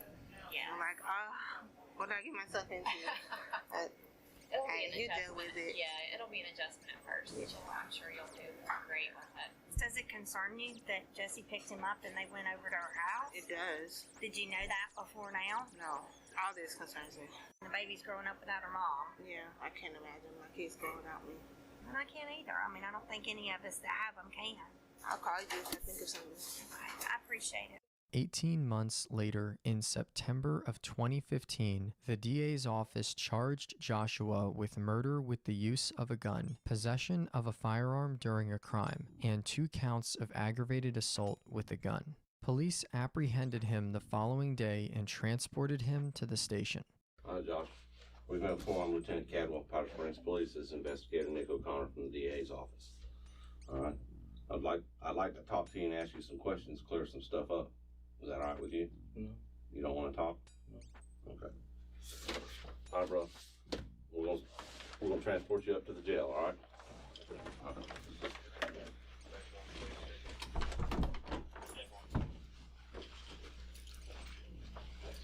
All right, Nick, stand up, man. What's wrong with that?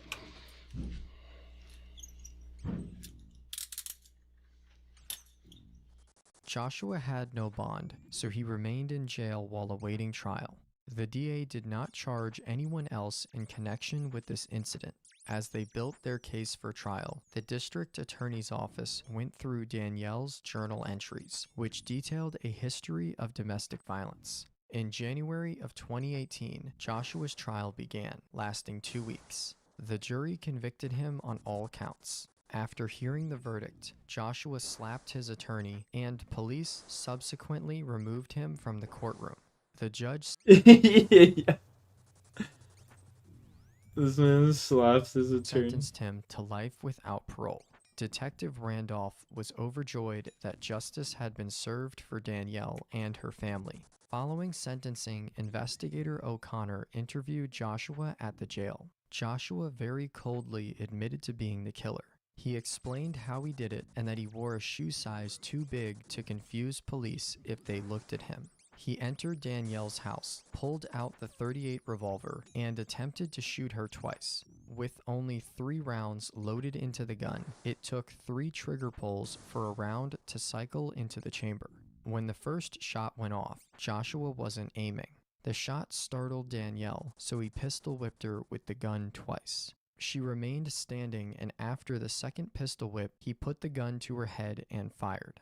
Joshua said that he knew from the moment Danielle said she was pregnant that he would have to kill her. He admitted that the shooting of his vehicle was an attempt to set up Danielle and that he was the shooter. Joshua was so nonchalant that Investigator O'Connor said it was as if they were discussing baseball. Gloria said that the world lost an opportunity to meet a fabulous woman. Danielle was attending college to achieve her goal of becoming a nurse. Gloria said that Danielle was her love and that she thinks of her every day. For more videos of cases never seen on YouTube, click one of the videos on screen now or the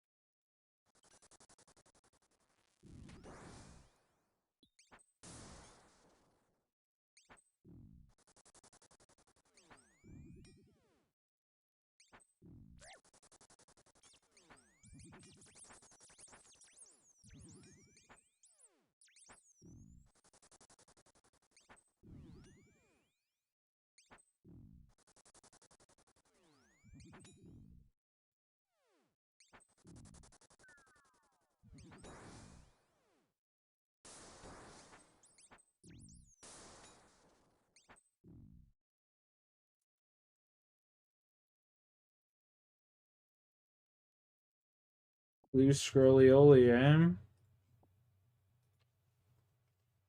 And we'll go drop it outside. And that's another thing I haven't been getting from Scarius. Like, 2 clue scrolls, bro. What the fuck is that? Oh my god. This account's chalked. This account is so chalked.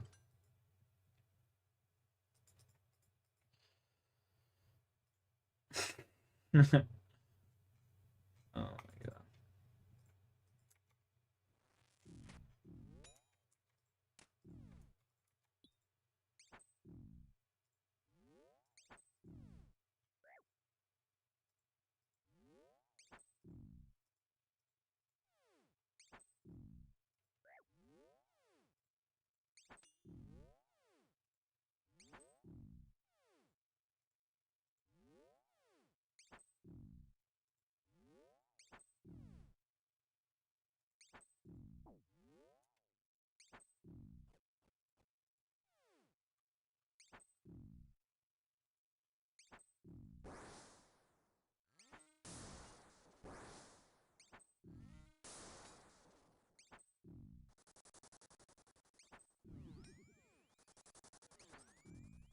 No.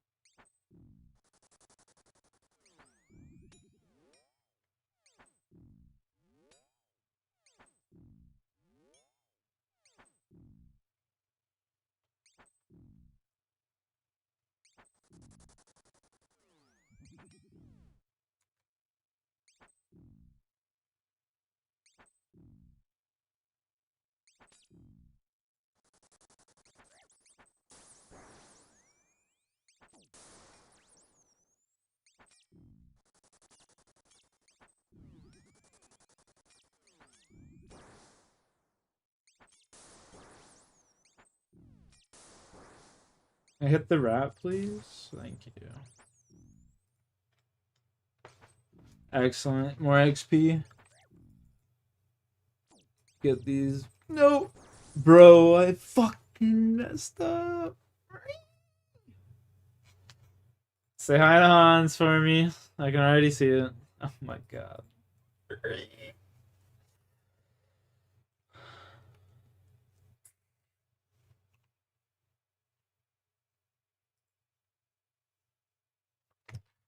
Oh my god. I'm sick.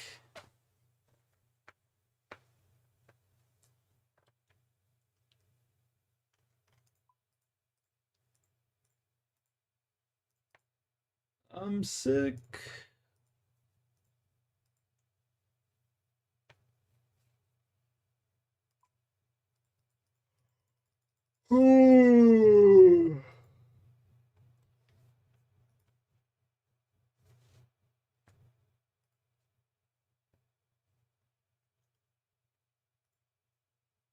I'm going the wrong way.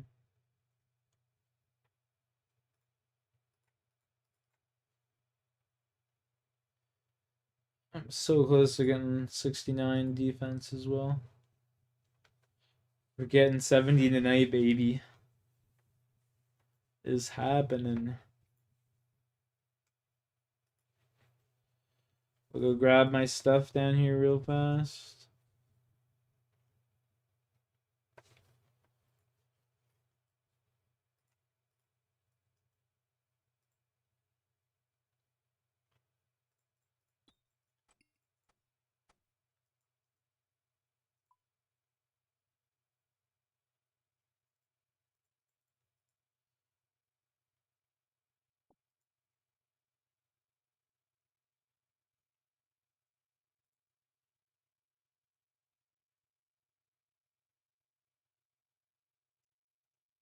Got the high Alex on the go.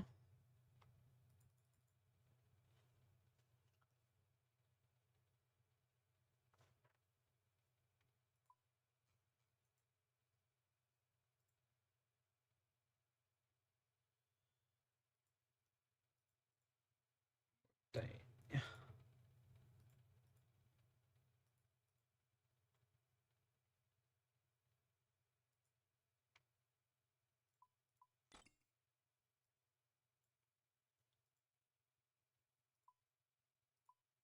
I didn't mean to click that.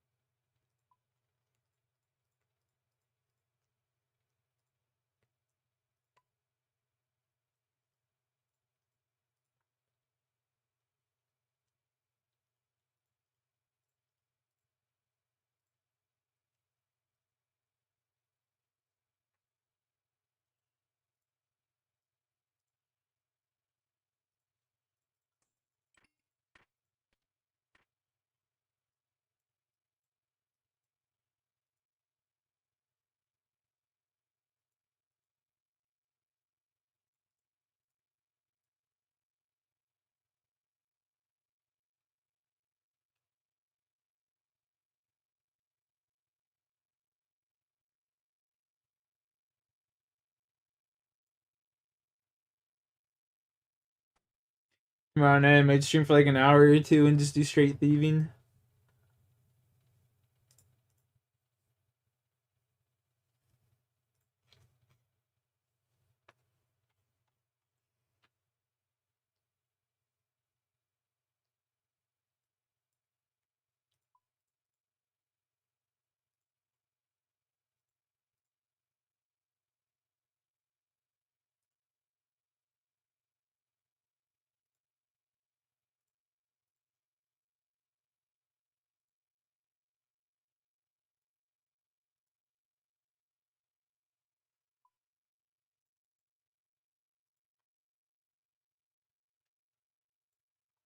We get 70 defense tonight, and then we go literally start going for 50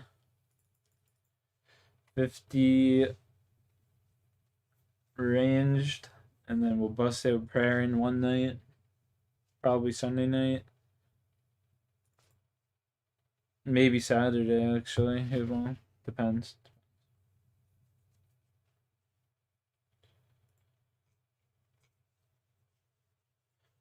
Depends.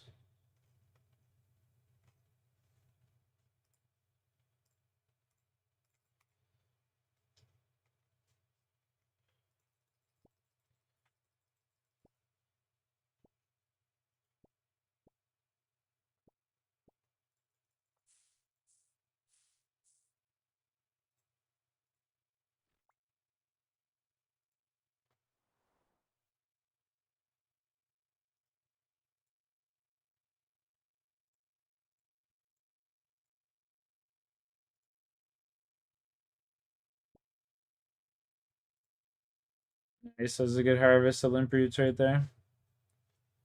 Big chunk right there.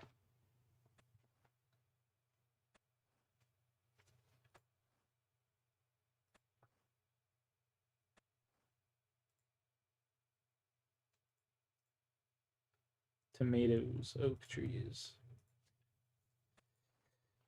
Good to know, good to know. We'll have lots of tomatoes after this. So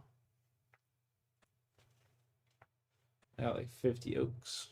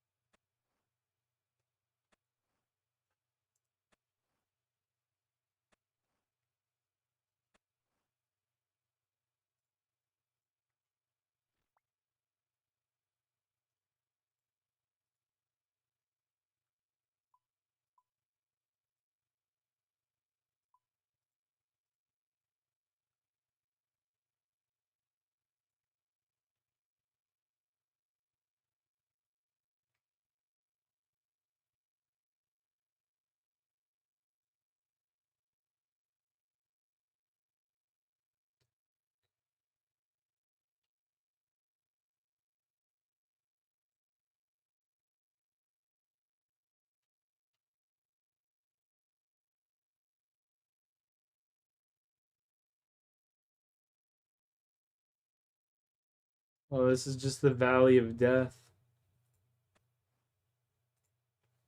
Everything's dead.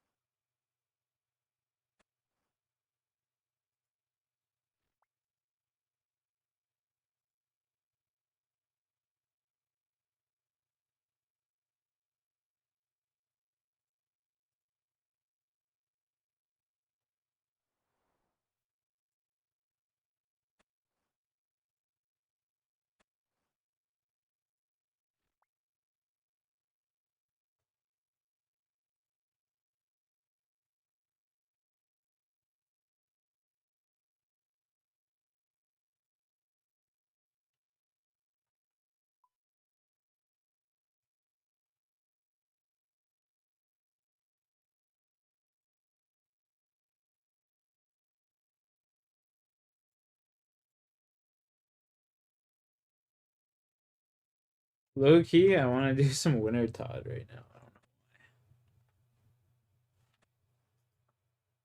Crazy shit to be saying, but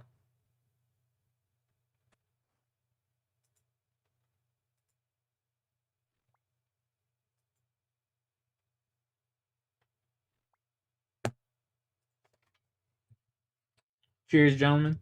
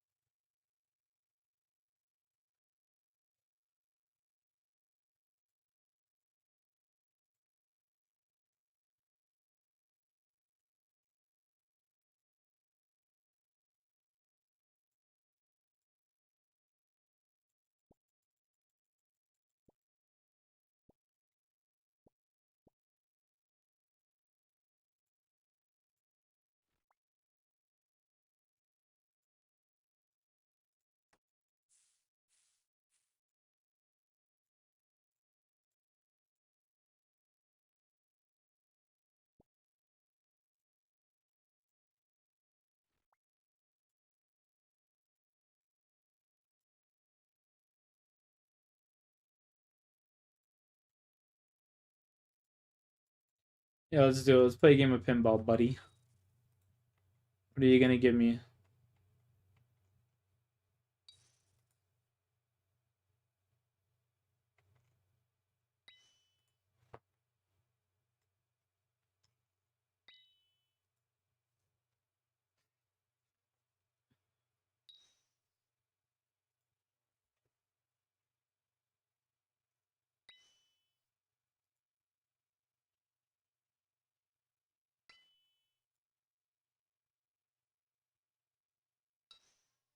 No.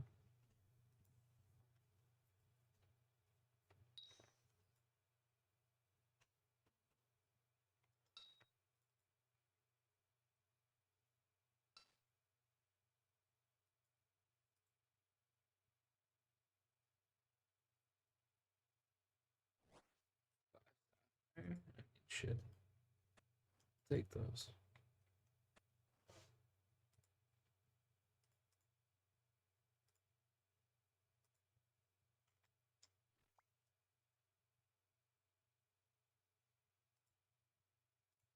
Better him than me. I'm glad I took. I'm glad I took the mini game there. I stopped getting the attack.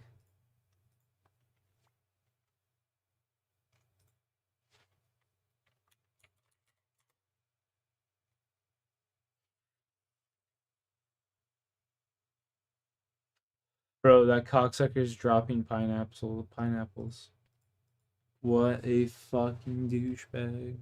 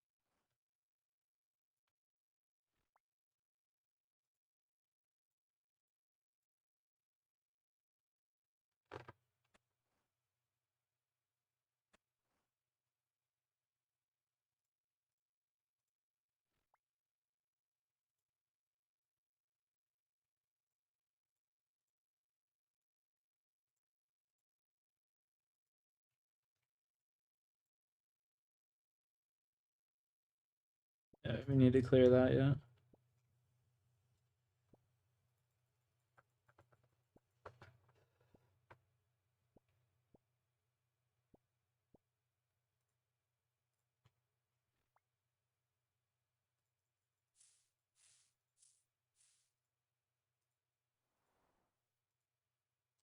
Bro, I don't have the bug for Hosidius. Disgusting.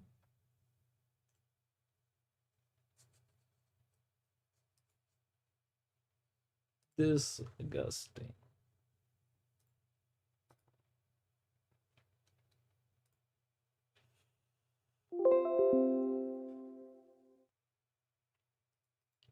Emerson red.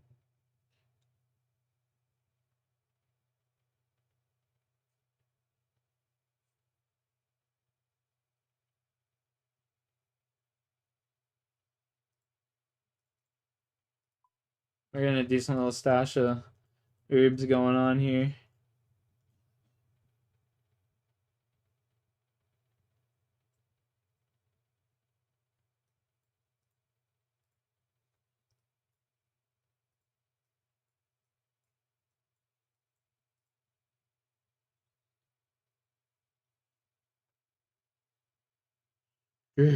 Easy.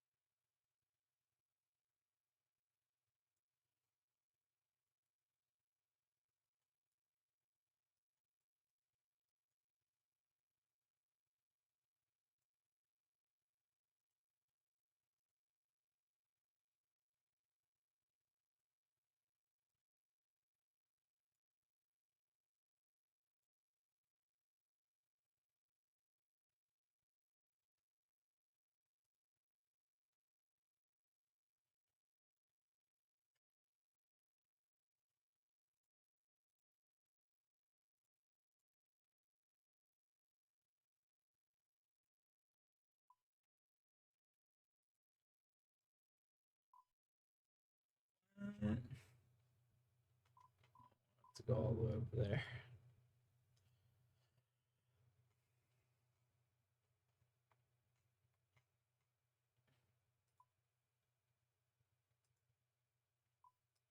Do I have to? I think I'm dropping this clue. Get off of that.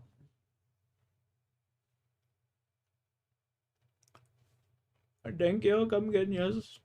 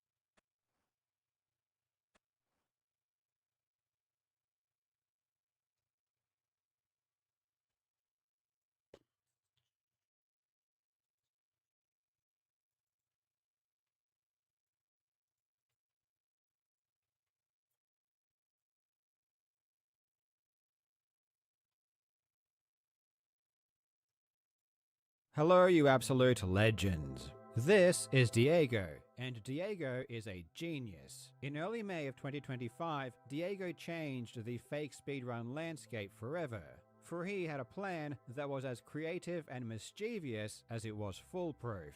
First, he would host a Donkey Kong Country 2 speedrunning tournament, where the winner would take all, a grand prize of $100. However, Diego wouldn't be putting the money up himself. Instead, he would set a donation goal for his viewers to crowdfund the prize. This wouldn't take long, and with the money raised, the tournament was officially scheduled for 1 week later. The tournament consisted of a handful of small YouTubers, mostly Let's Players. These were not Donkey Kong 2 speedrunners, and this was certainly not supposed to be a serious competition. But the tournament itself was all a ruse. And this is where Diego's plan You just take some money and run? For you see, Diego never actually intended to legitimately compete in the tournament. Instead, he secretly crafted a fake speedrun. And when the tournament began, instead of playing the game like everyone else, he just started a video of his fake speedrun and pretended to play. For the next hour, Diego pretended to play out of his mind. I have never seen such incredible fake speedrun acting ability. The acting is so amazing that even now I still need to remind myself that he is not actually playing when I watch this footage. Diego's fake speedrun was too fast for the other competitors to contend with, and he won the tournament with ease, taking home, or rather should I say keeping home, the $100 his viewers had raised. The plan really should have gone off without a hitch. Diego had planned everything meticulously, accounting for every possible contingency. But right at the very final moment of the speedrun, Diego got complacent. After delivering the killing blow to the game's final boss, Diego threw down his controller and celebrated in excitement. And then his character jumped. Oh no. Diego had forgotten how the run ended and threw down his controller too early, well before his character had stopped moving. This was immediately spotted by viewers, and then all hell broke loose. Diego was adamant, however, that he did not cheat. Instead, the Wasn't illusion you me. saw was merely the result of delay. He said the game feed on screen was lagging several seconds behind his webcam footage. Could this really be possible? Is this really the reason the character jumped so late after Diego put his controller down? No, it's not possible, and no, it wasn't. But Diego still kept the money. He banned everyone who accused him of cheating and continues to deny it to this very day. Today we will take a look at one of the craziest fake speedrun fails I have ever seen. I really hope you enjoy. Legends, I'm gonna be honest. A few months ago I was very down in the dumps. That sucks for you.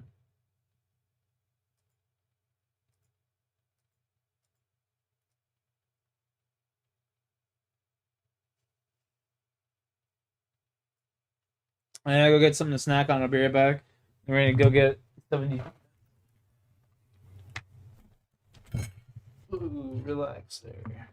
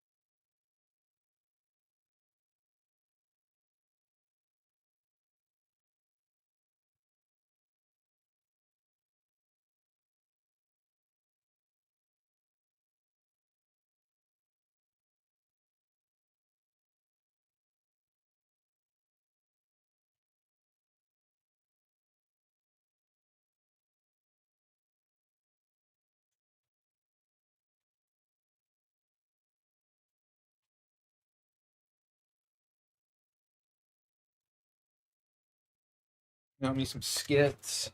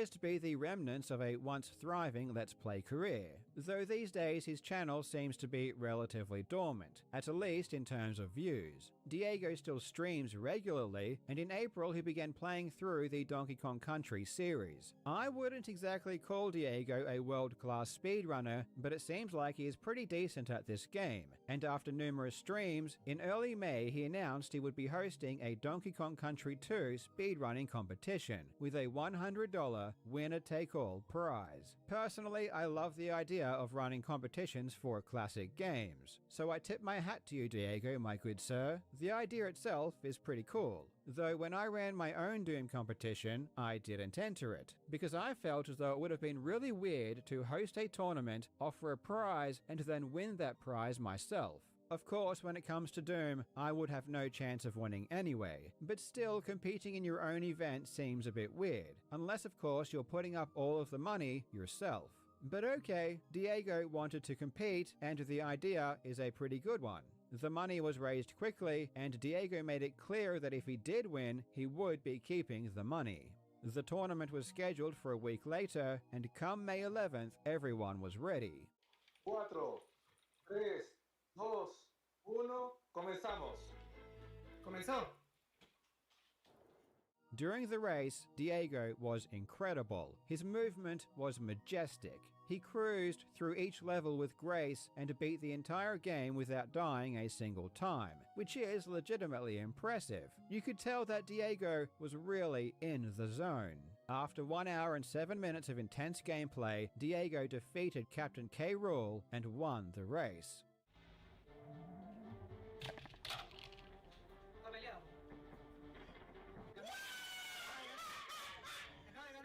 He was about 2 minutes ahead of second place, a YouTuber named Campos. And you can hear that even before Campos finished his run, people in his Discord group chat were saying there was a problem with the end of Diego's run. Apparently the monkey jumped while the controller was not in Diego's hand. Acá la gente dice que el mono saltó solo. ¿Por qué saltó solo el mono? Están diciendo acá. ¿Qué mono? Es que al parecer el mono saltó y Diego no tenía el mando. Cualquier cosa. No. And looking at Diego's run, this does seem pretty concerning. Clearly, the controller was not in Diego's hands, but Dixie was still moving and jumping. The chat immediately spotted it, and after he finished his run, Campos went and examined the end of Diego's run, and it was pretty clear there was a problem. Toma eso, suelta el mando, se va para el lado y salta cualquier. Ese es el tema, por eso está. A ver, revisemos tu finanza. Oye, yo creo que podrían invalidarlo y darme la plata a mí, ¿no? ¿Por qué no? No me parece mala idea, no me parece para nada una mala idea. Campos said he should be the one that should be given the prize money and started analyzing the run in greater detail. And oh boy, did this start a shitstorm. An argument ensued, with Diego claiming that this anomaly was caused by delay, and people were just jealous that he won. Though accusations of it being a pre-recorded video were already quickly emerging and spreading like wildfire. What started out as a fun, casual competition with a modest prize pool ended in chaos, with the indignant Diego lashing out at the other runners who didn't accept his win. Luckily, we do have enough evidence to confirm if this run is fake or not, so let's take a deeper look. By looking at the rest of Diego's run, it doesn't seem like there is a delay. The entire time, he reacted to things as they happened in real time.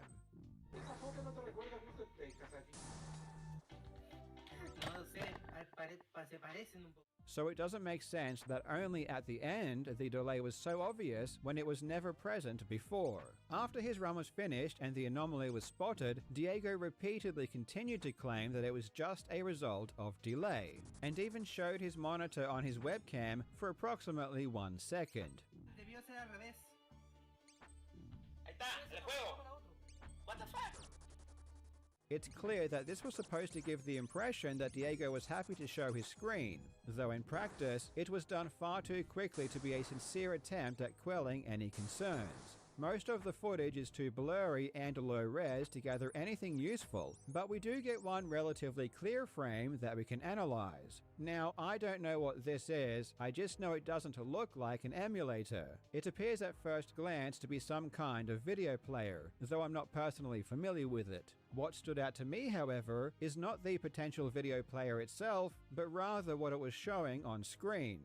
Because remember, Diego's excuse was that the game feed was delayed. So therefore, if this was true, the game showing on his monitor in real time should be about 5 seconds ahead of the direct feed showing on his stream.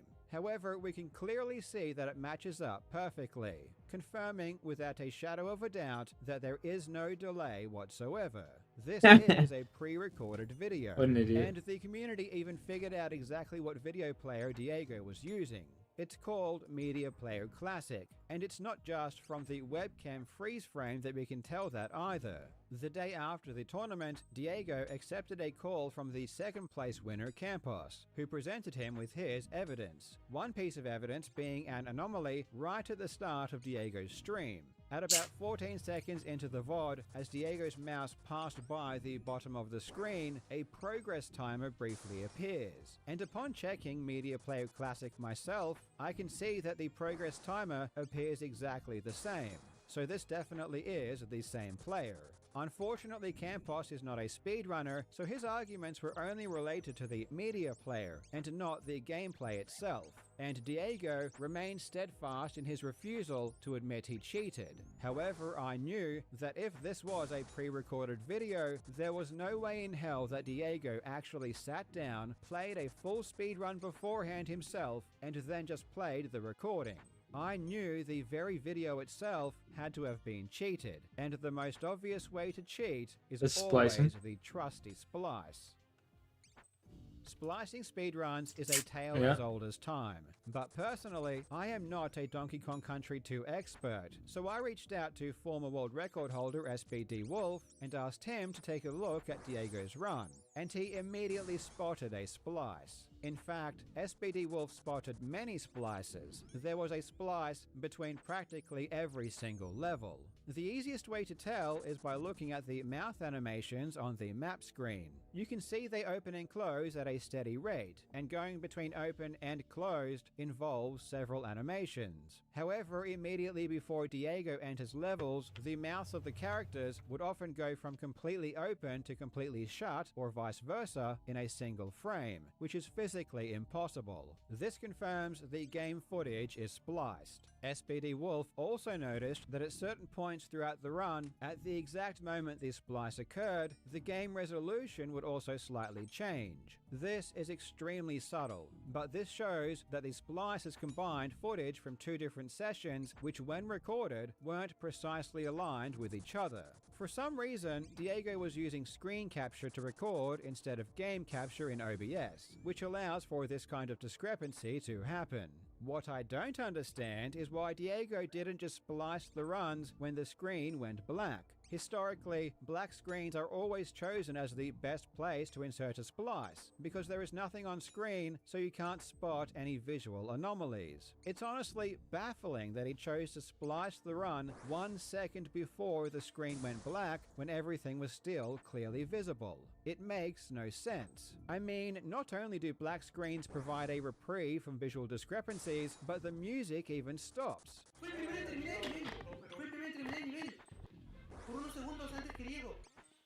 The game is completely black and completely quiet. Why on earth wouldn't you splice here? There is literally no good reason for splicing what Diego did. It's truly astonishing. The man is clearly working on a level far too high for me to understand. Probably the funniest thing that SPD Wolf spotted occurs about a half an hour into the run. Just as Diego enters Target Terror, a stray mouse icon goes shooting across the screen. How did this even happen? I have no idea what Diego was attempting to do while recording this, but this mouse icon is clearly from the recording itself, as his hands are nowhere near his mouse. Upon closer inspection, this is a very, very terribly done fake speedrun. and it's really sad to see how vitriolic Diego has been to the community and the other runners of the competition after he was exposed. It's especially sad for Campos, the runner who came in second. Bless his soul, he deserves the $100 and he seems like such a gentle spirit. Please consider going to his YouTube channel and throwing him a super chat. I don't know how much money $100 is in Diego's country, but I can't imagine its value is all that high. Still, the fact that he raised the money from his viewers and cheated to keep that money in a tournament involving other YouTubers and people from his community makes this one of the most bizarre examples of cheating I've ever seen. And his response to being exposed is also one of the most mean-spirited and aggressive I've ever seen. Diego even banned longtime followers and fans that he had met in person simply because they asked him if he cheated, which, given all of the evidence, is a completely reasonable question. Did I kill your channel 101? With this new concrete evidence, the community can be a rest assured douchebag. knowing that Diego did in fact cheat, and no one deserved any of the hate that came their way afterwards. Thanks to SPD Wolf for checking out the speedrun for me. Thanks to Sotolier for tipping me off to this situation. Thank you so much for watching, you legends. I hope you're having a fantastic day, and I will see you in the next video.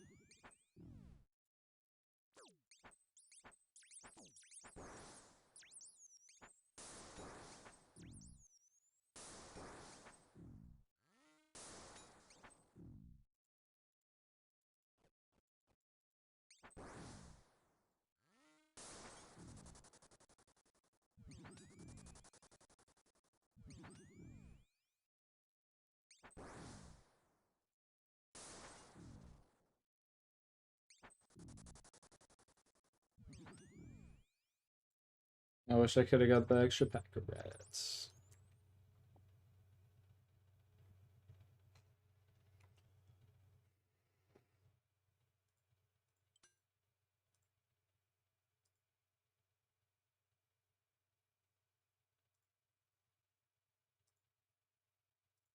I made this level because I think I will get a costume if I get a dislike.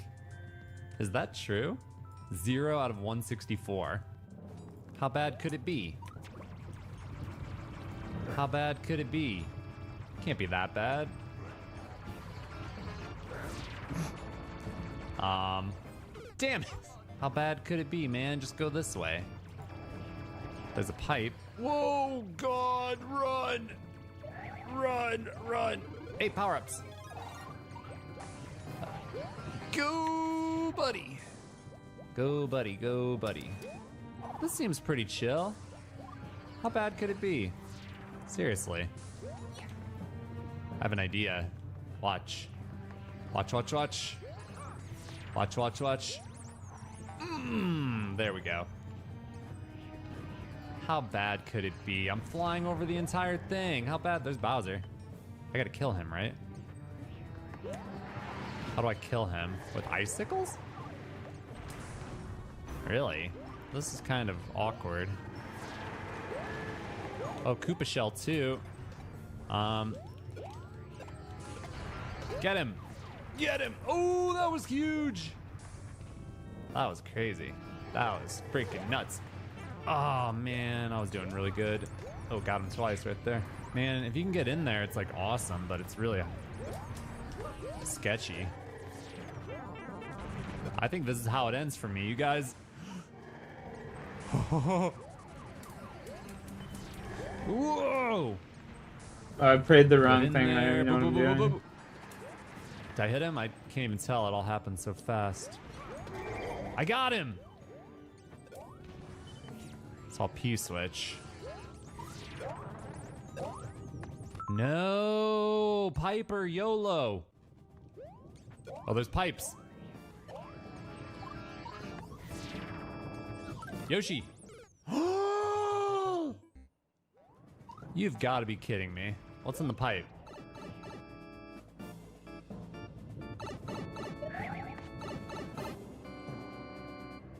What? I'm here? Are you kidding? Whoa! There's another Bowser. Oh, no. I still have to kill a Bowser. Excuse me, fellas. Oh, okay. Hey, he has a key. Key door. Now I'm at the end.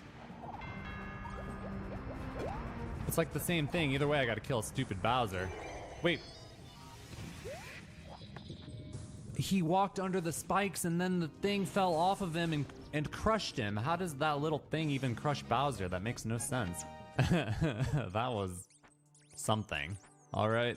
Ladies and gentlemen, put your hands together for something extraordinary. Today's video is sponsored by US. I love these guys. Teen Stage 1. 30 lives. Submechanophobia. Submechanophobia. 18-minute world record? What has Canada done? What did Canada do? Is that a real phobia? What? 18 minutes? It looks easy. Oh. It's like a bunch of challenges with the cool little guys. I love these guys. The level looks nice. Look at this. It's cool. This is cool. Wow. I can make that. Oh, easy. Easy. Seems like a really good level. I don't understand. Oh, wait a minute. Wait a minute. I know, it's a Canadian level. That's why. Hey. You guys know what I always say about Canadian levels. They start off easy and then they get really hard. Or they troll you. That's what always happens. It's really nice so far. I like it a lot. I like it a lot so far. Hey, is he gonna hit that? Is that gonna work? I got it. Whoa, really? Nice. We can go to the top here and chill. Chill at the top.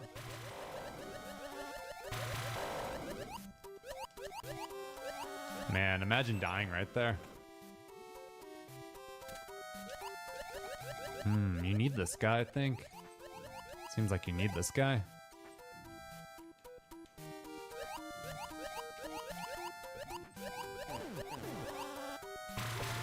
Woo! He's back. He respawned. He's back. He's back. That's bull crap. What? He went right through that thing. I think it's because he woke up and it didn't count. So just put him down first. Yeah, and then hit him again. Yeah. Perfect. There you go. Wow, this is crazy.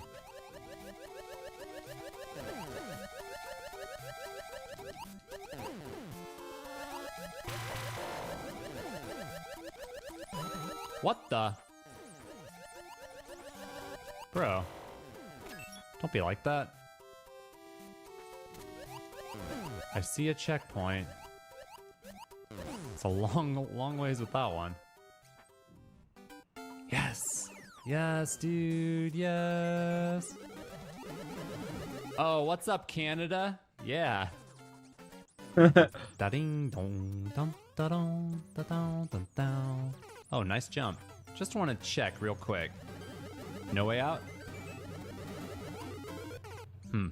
Nope.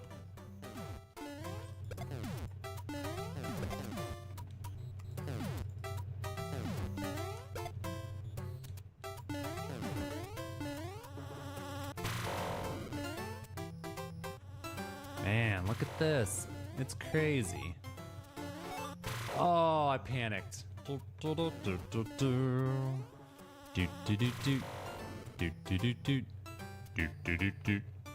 Jump straight up. Bam. What's up? Look. Boom. Oh, what? Come on. Boom, boom, boom, boom. Boom, boom. What up? Come on. Come on. Okay, we got a weird situation. Gotta hit the switch. Hey, that actually hit. I didn't think it was gonna hit. Nice. Nice, man. Nice, nice. Come on up, you little butthole. Hey, wait. No. How do you get it to go up here? I think you gotta like start here and then go boom, and then boom, and then boom, and then boom. And dodge! That's not good enough, is it? I think it's gotta be... Gotta get the top one. Gotta get the top one, otherwise it's not gonna work. Damn it, come on. So just up, up, up, up. It's gonna hit me. It's gonna hit me! Right here, and Bill! Half hour, boys. Shot, dude. Perfect shot. It was so beautiful, man. Half hour till I'm 70, and then I can get rid of... All right. Get rid of my rune. The world record implies that stuff is about to get crazy, right? What's this? Can you stay here? Oh, safe spot. All right, here we go. Ready, set, go. Ready, set. You can't survive there, though. Oh, I'm supposed to go down. Silly me, silly me, silly me. All right, ready? Here we go, and bam. And we are out of there. Easy peasy.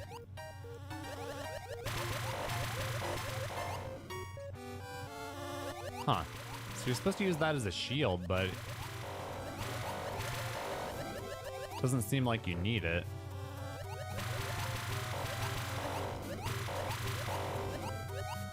Do do do do do do. I always love the Mario 3 water music the most, I think. Something about it. Something about it, man. Really hits right. Whoa. That's crazy.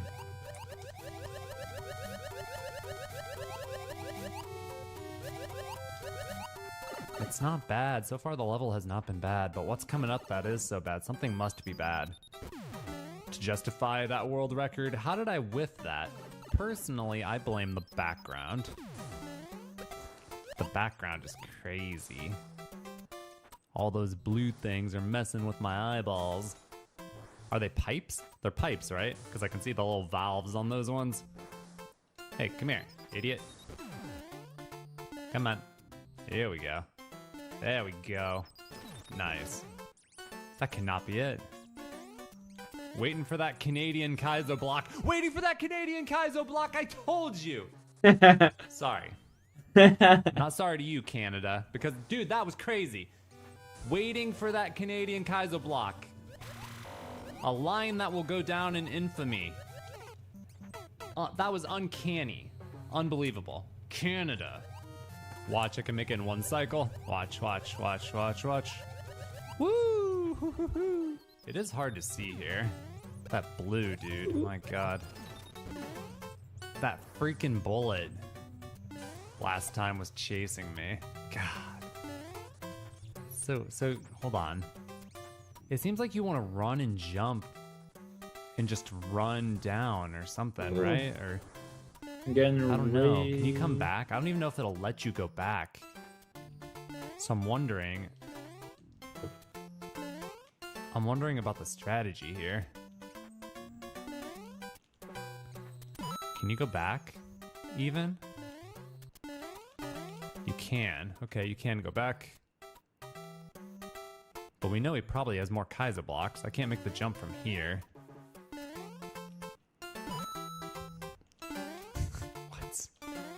What the heck, dude? Oh my God. You done? You done, man? You done? Thank you. You know, funny enough, the level was actually pretty good. I had a 1, 2, 3, 4 world record myself, so it took me a while to get through there also. Moving on to stage 2 with 18. World 1-2.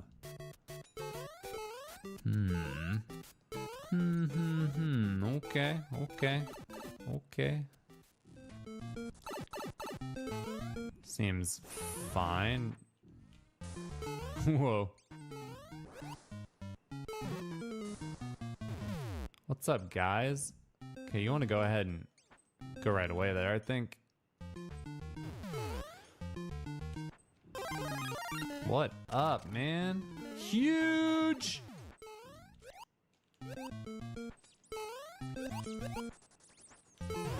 Huge, huge, huge, huge, huge, huge, huge, huge. Oh, it's taking too long. I'm going up top. Oh, much better. Much better. Oh, yeah. Whoa, it was so easy. That was a breath of fresh air after the last one. Moving on to stage 3 with 19. Japanese. Ooh, it's a weird one. Oh, it's a weird one. What is going on here? It's a real weird one.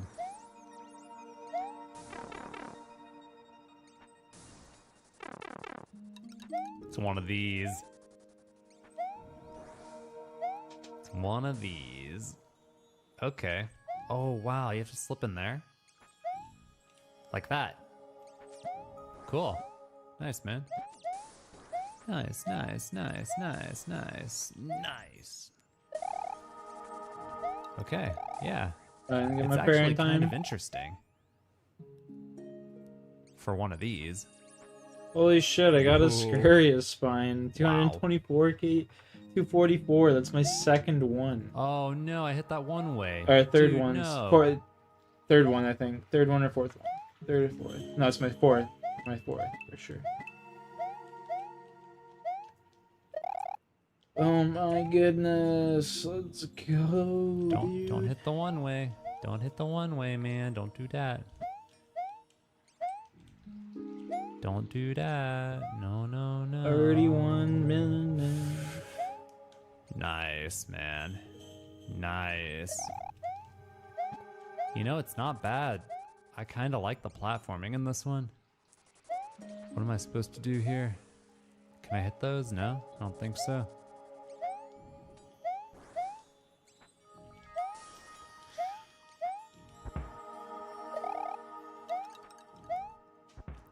Ooh. And there we go. Nope. Soar like an eagle.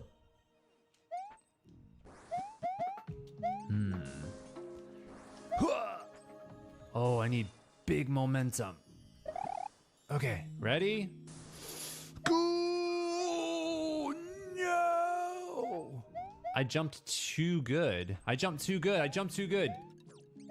I don't know if you need that like giant run. I think that's too much. Yeah, that was too much. I had too much speed. Okay, all right. Oh crap. Momentum. Oh. Oh, that was close. This one really captures the essence of getting over it. It really does. I like it. Oh, you gotta hit that. Cool.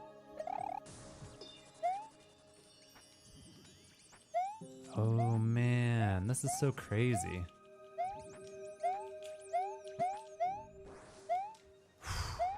Oh, it's getting spicier too.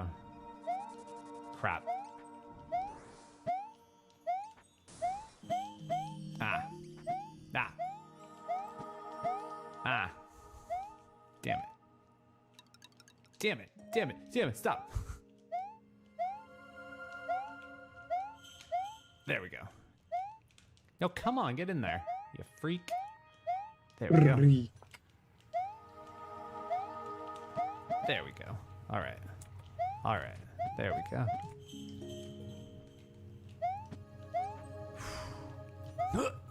Yes. Oh, no. No, no. No, no, no. No, no. No, no, no.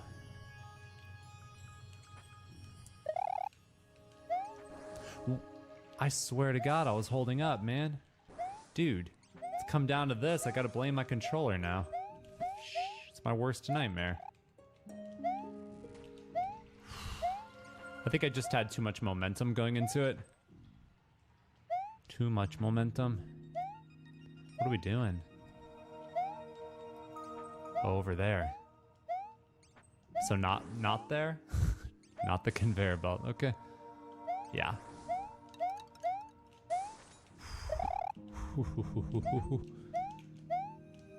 Oh yeah, dude. Oh yeah, dude. Oh yeah.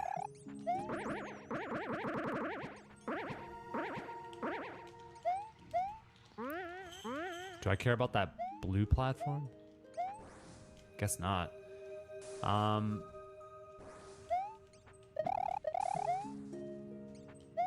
Man.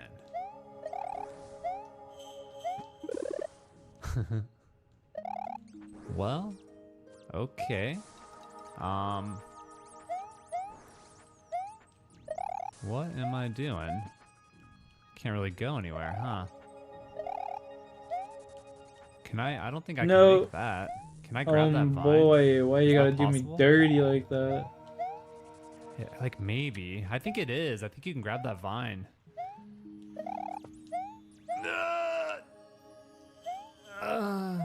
Or wait, maybe you go down here.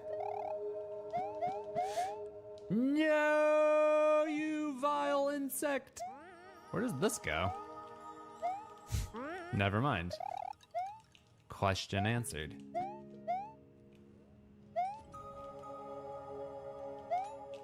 There we go. Do not go on the conveyor belt part. No, come on, man. Don't be like that.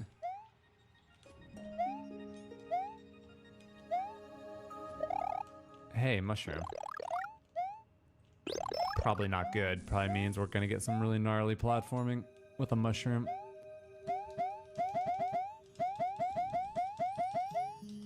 Oh, come on, yes, yes, yes, yes, yes. I'm not even paying attention to this game.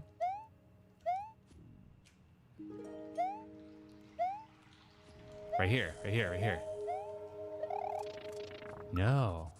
Damage. Take damage. Over here. Do I go? Well, now I'm confused. Do I have to do this now? I think you do. I think that's part of the challenge. Are you kidding? I focus up or I'm gonna die. I'm like watching Mario way too much. Can I go back? I don't know if I can go back. I don't remember. Yes, yes. Go, go, go, go, go, go, go, go, go, go, go. That ending is nasty.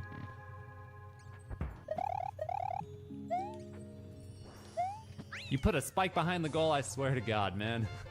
Yeah, that was honestly one of the best getting over stages I've ever played. Fantastic. Good work, good work. Stage 4 with 20. A template level but harder by Toady Toad. Toady Toad, the big creepy toad. All right.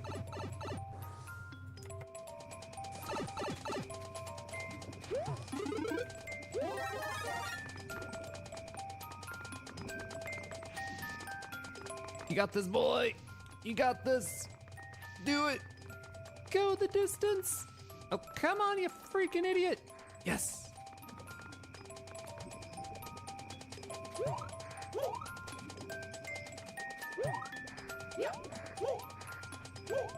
Whoa. Whoa, whoa, whoa. Whoa. No. No. Bat 29. Oh, ooh, that was close. Okay. You good? Ooh, coins. Coins. What? Oh, nice. Okay. Oh, hell no. Whoa. Oh, shit. Holy moly.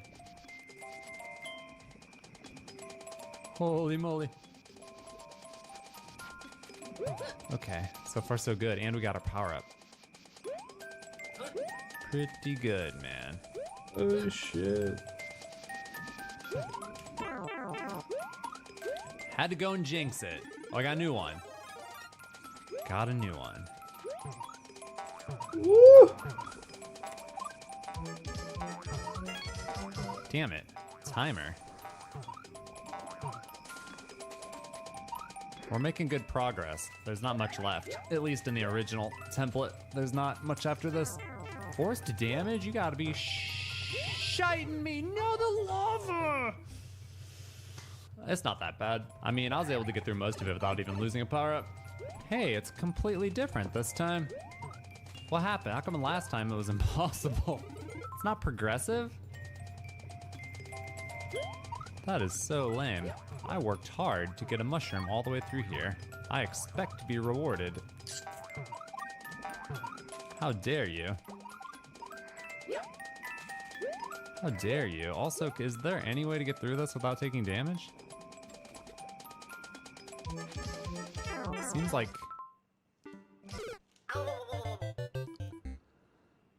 Okay, first of all, the force damage and the poison. I don't even want the mushroom. It's a waste of my life. It makes the level harder and he takes it from you anyways. So what's the point? Okay, I took damage because, like, who cares? He's gonna take it anyways, so... Now I can just chill here and I don't have to slide.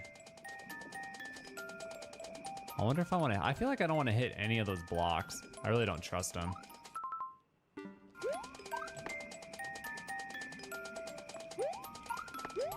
Don't really trust them.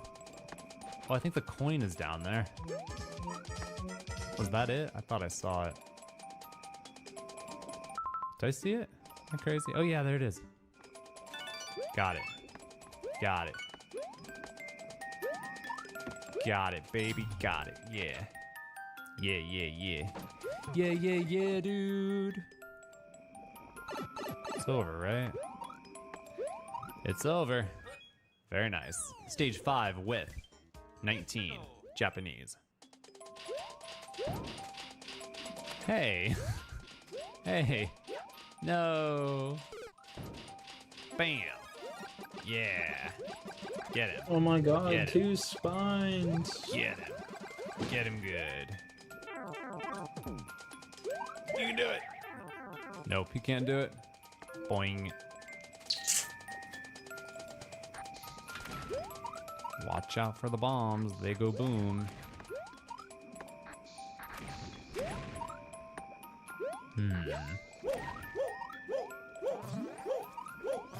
Hey, look at this. Look, the ending is like some Magi Koopa hot garbage. But you can get a head start on it by doing this. So now when I get to the end, it'll mostly be cleared. That's cool. This increases my chances of success dramatically, I feel. Alright, cool. Cool, man. Hey, what do you got? Get out of here, you freaking weirdos.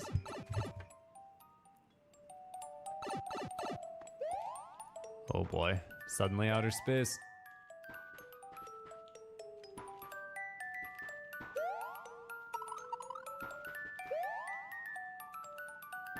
Oh, I gotta go get some seeds, brother.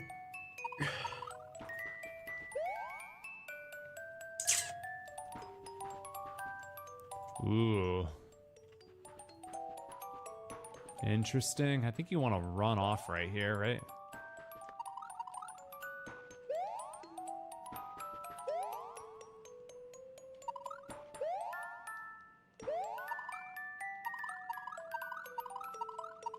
Nice.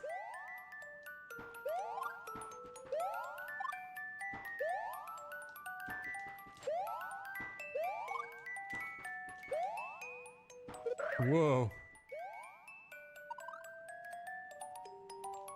If you tell me I gotta jump through that little gap, I'm gonna be upset.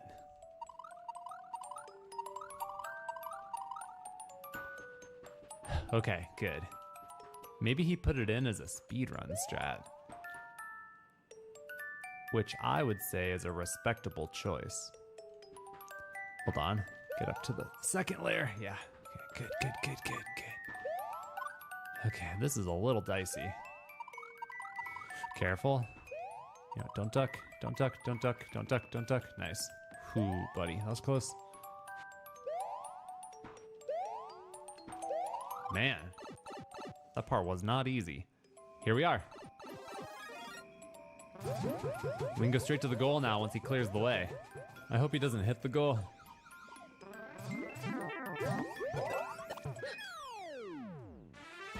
Gorgeous. Stage 6 with 21. Japanese. Hey, it's one of these. I like these. These are fun. I like P-switch levels. Woo! Oh, I don't like that though. I don't like the hammers! Oh no, there's little buggers. Oh, what's gonna be pooped out on me? Duck it! Oh, we're good. Yeah, we're good. No need to be dramatic. Whoa! Stupid moles. Hate these guys. What's in the cannon? Bullet. No, I can't get that, can I? Any way to get that? I don't think so. Wait, what? No, wait. Was I chasing somebody? It's a Japanese level name. It says Mario 1. I can't read the kanji. I don't know what that says. I did not see the guy up top until now. It's an escort.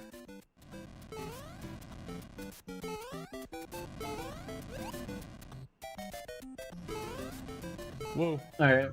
My bad. Oh, you got killed. I was How am gaming I there alive? for a minute. That's stupid. Stupidly awesome.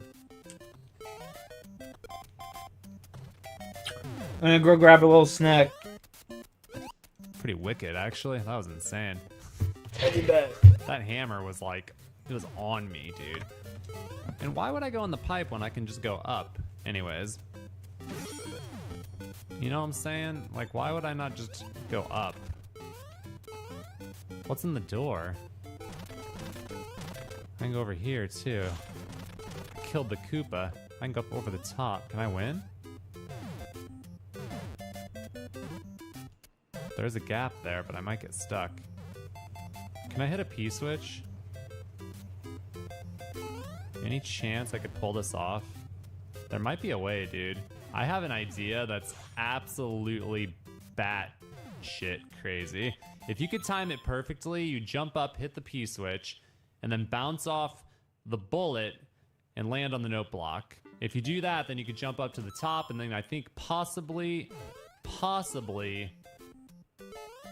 go straight to the goal. I think it's possible.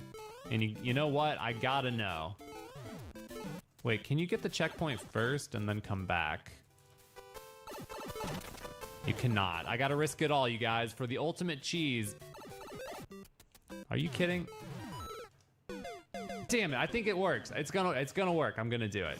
So you're gonna grab this, and then you're gonna spawn this guy, and then you're gonna do this, and then you're gonna do this, and then... I could've got more coins. Oh well. Stage 7 with 20. Japanese.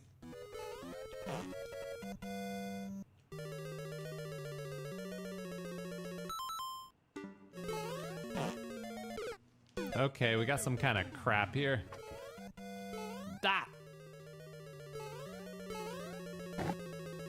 Oh, it's just like a perfect jump, man. That's crazy. Go the distance! That ain't gonna be it.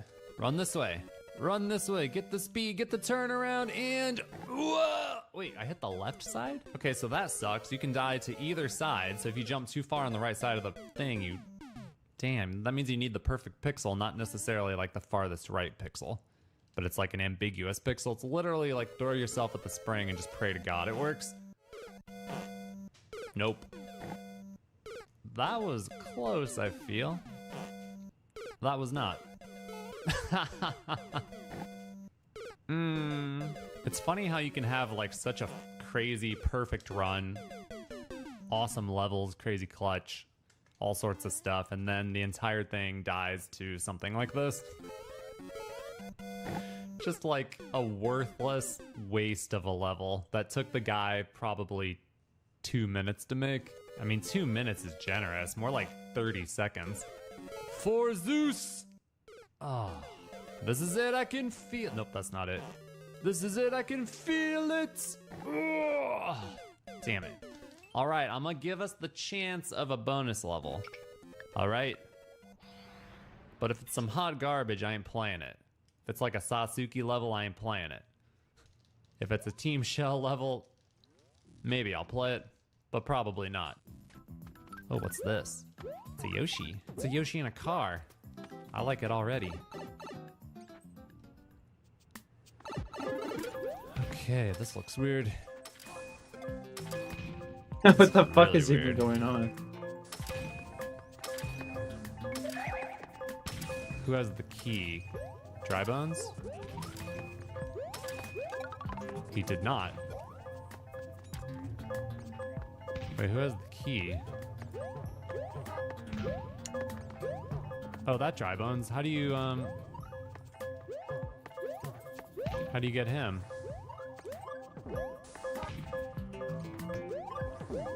Huh. I'm confused. Maybe up here? Oh. Hey. Still don't see what I'm supposed to do. I need a bomb. Did a bomb die early? Oh, I can go backwards now. I can do this now. Reset. Oh, you can get the Yoshi now. You go back and get the Yoshi. This is fantastic, you guys. Okay, so now that we have a Yoshi, we can kill him, right? Crap, I screwed around for too long. Now I'm running out of time. Oh boy. Wait, I have to guess now? I have to pick a path. Oh no. Path? 2. It says 2. It says 2. I'm going in 2.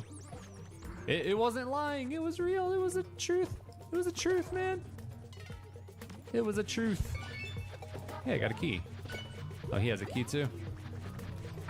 Come on, man. Bonus level 1 shot. Bonus level 1 shot. Bonus level 1 shot. Come on, come on, come on, come on, come on, come on.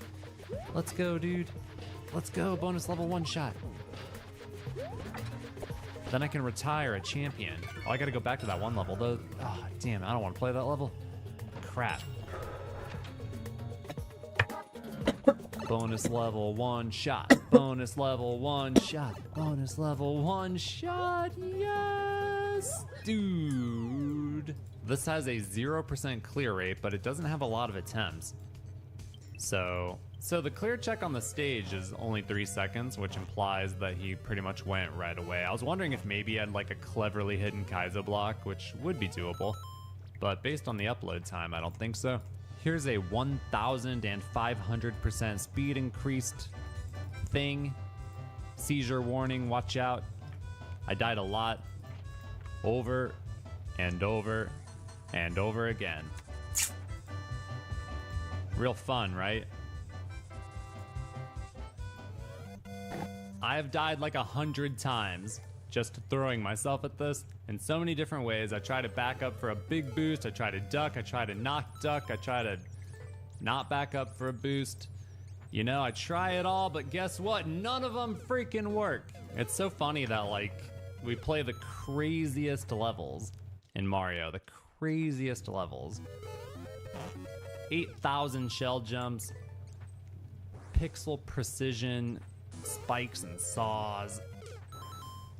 All sorts of crap. And then something like this is just... Alright, yeah, thank y'all for watching the video. Hope y'all enjoyed it. I'm gonna do my outro while I... It was cringe. It was definitely cringe.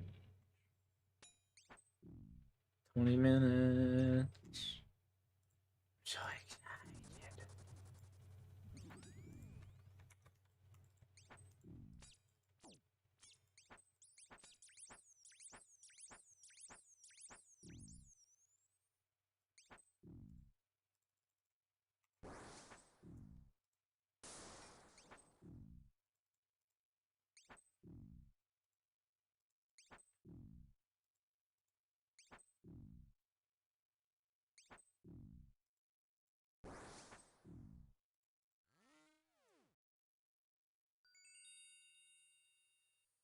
Another scariest spine? Holy, what the hell? Some free prayer XP, bud? Give it to me.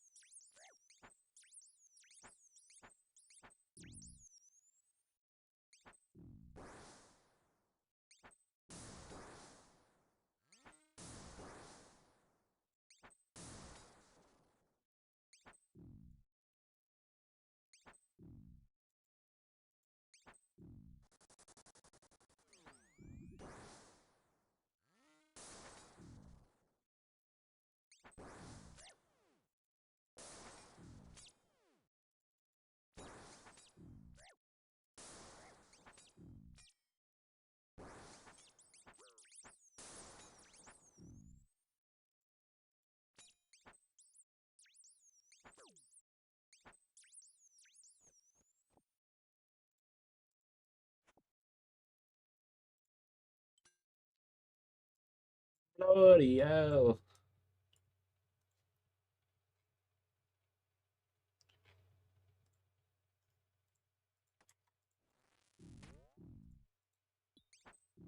We're just fucking them up.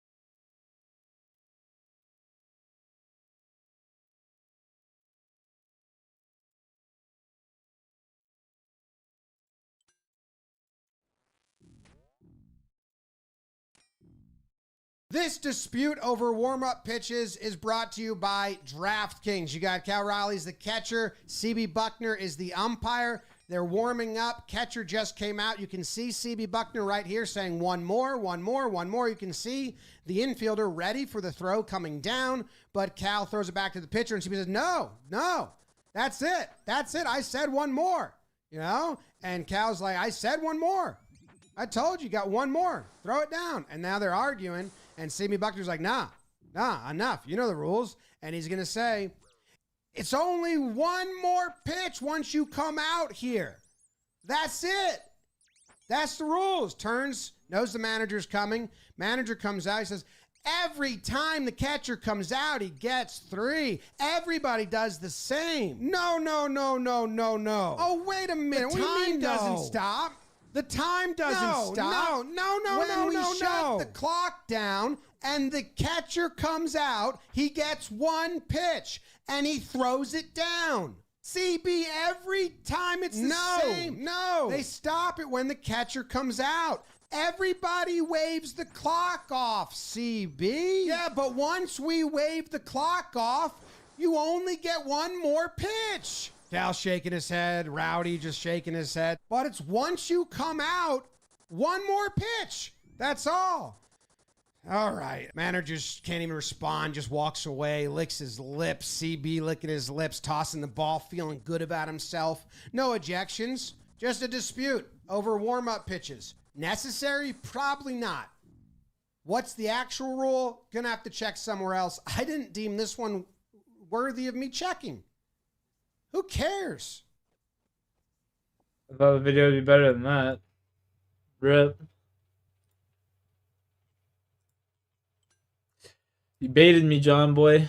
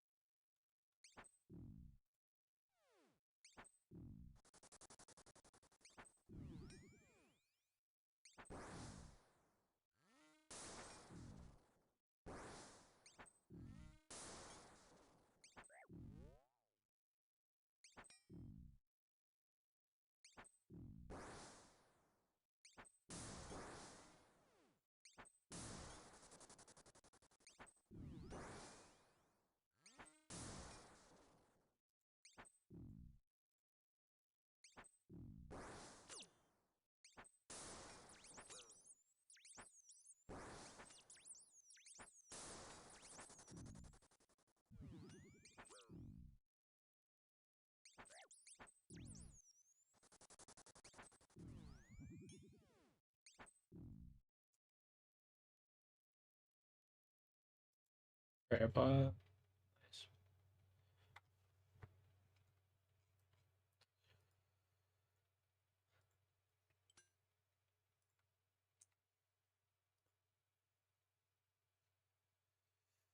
Rare Pizzle.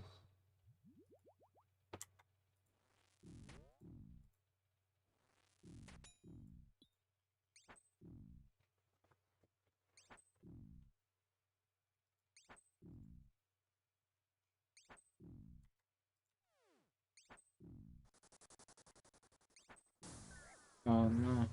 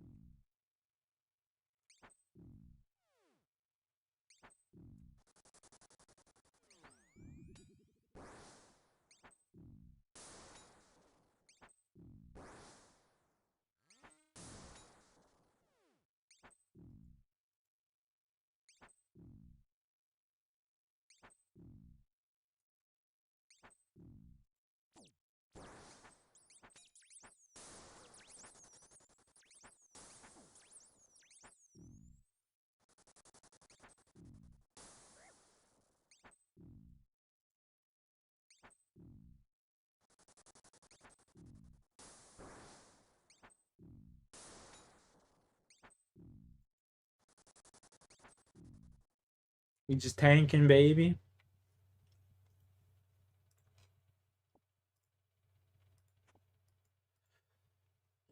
We gonna have some fucking cashola to high elk when I go collect some seaweed spewers.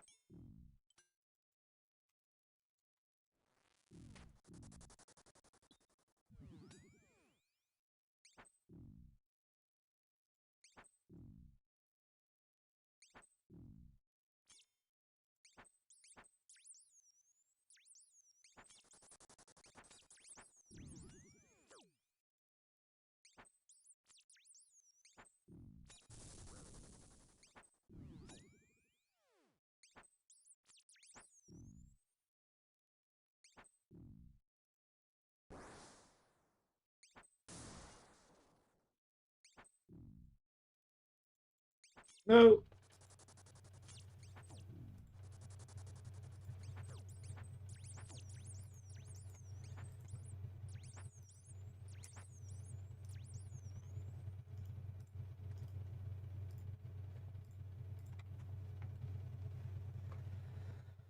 Ah, shit.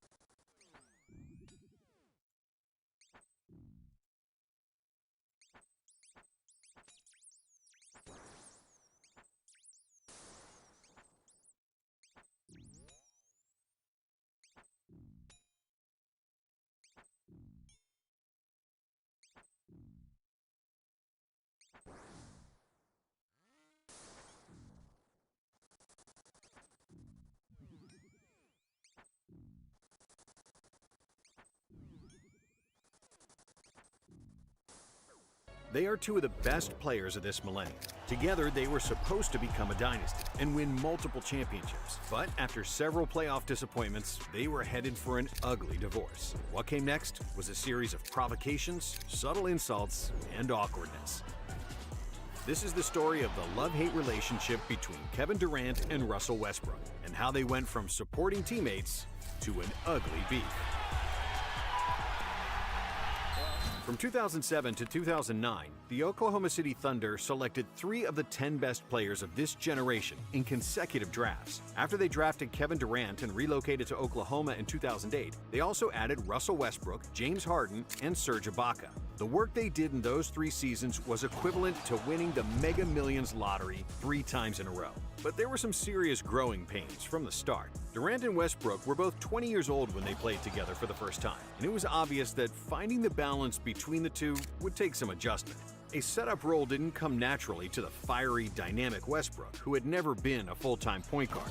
Russ led the league in total turnovers as a rookie, as Oklahoma City won just 23 games. However, with James Harden and Serge Ibaka on board, the Thunder became a dominant team, winning 50 and 55 games the following 2 seasons. And yet, months before their run to the 2012 NBA Finals, the first signs of trouble arose. Things got heated during a December game against the Grizzlies, when Durant tried to calm the angry Westbrook during a timeout, after Russ ripped into teammate Thabo Sefolosha for hesitating on an open 3. Durant and Westbrook began to argue, and it ended with Russ swatting away KD's hand. It wasn't a good look, especially because Westbrook finished the game 0 for 13, while Durant scored 32 points and bailed the Thunder out, winning 98-95.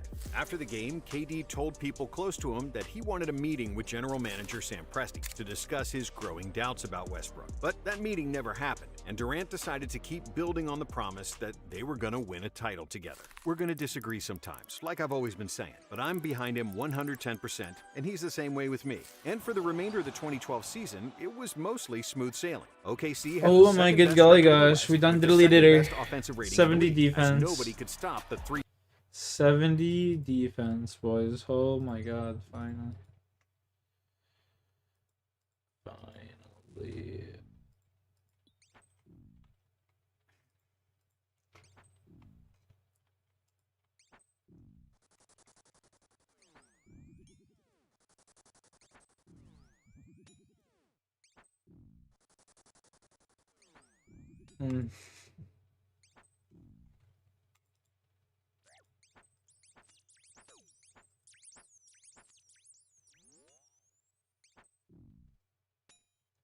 Fucking 70 defense. We can finally put on our barrows, baby. Boat fucking time. Let's go.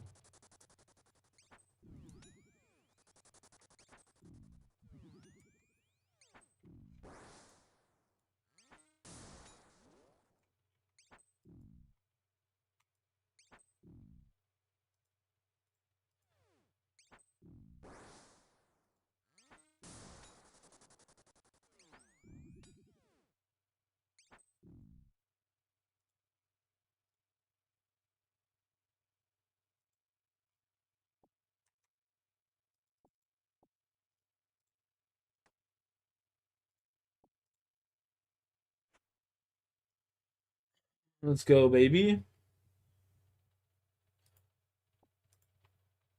Let's go do this medium clue.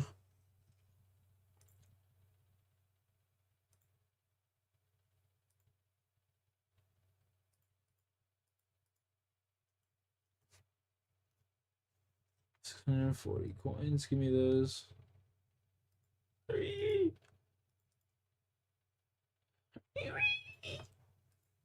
Give me the coins. Three-headed monster of Durant, Westbrook, and Harden, the Thunder were dominant in the playoffs, sweeping Dirk and the Mavs, getting past Kobe and the Lakers in 5, and then defeating Duncan and the Spurs in 6 games to reach the NBA Finals against Miami. However, despite KD playing a monster series, averaging 30 points on 55% shooting, and Russ not too far behind with 27, 6, and 6, James Harden disappointed.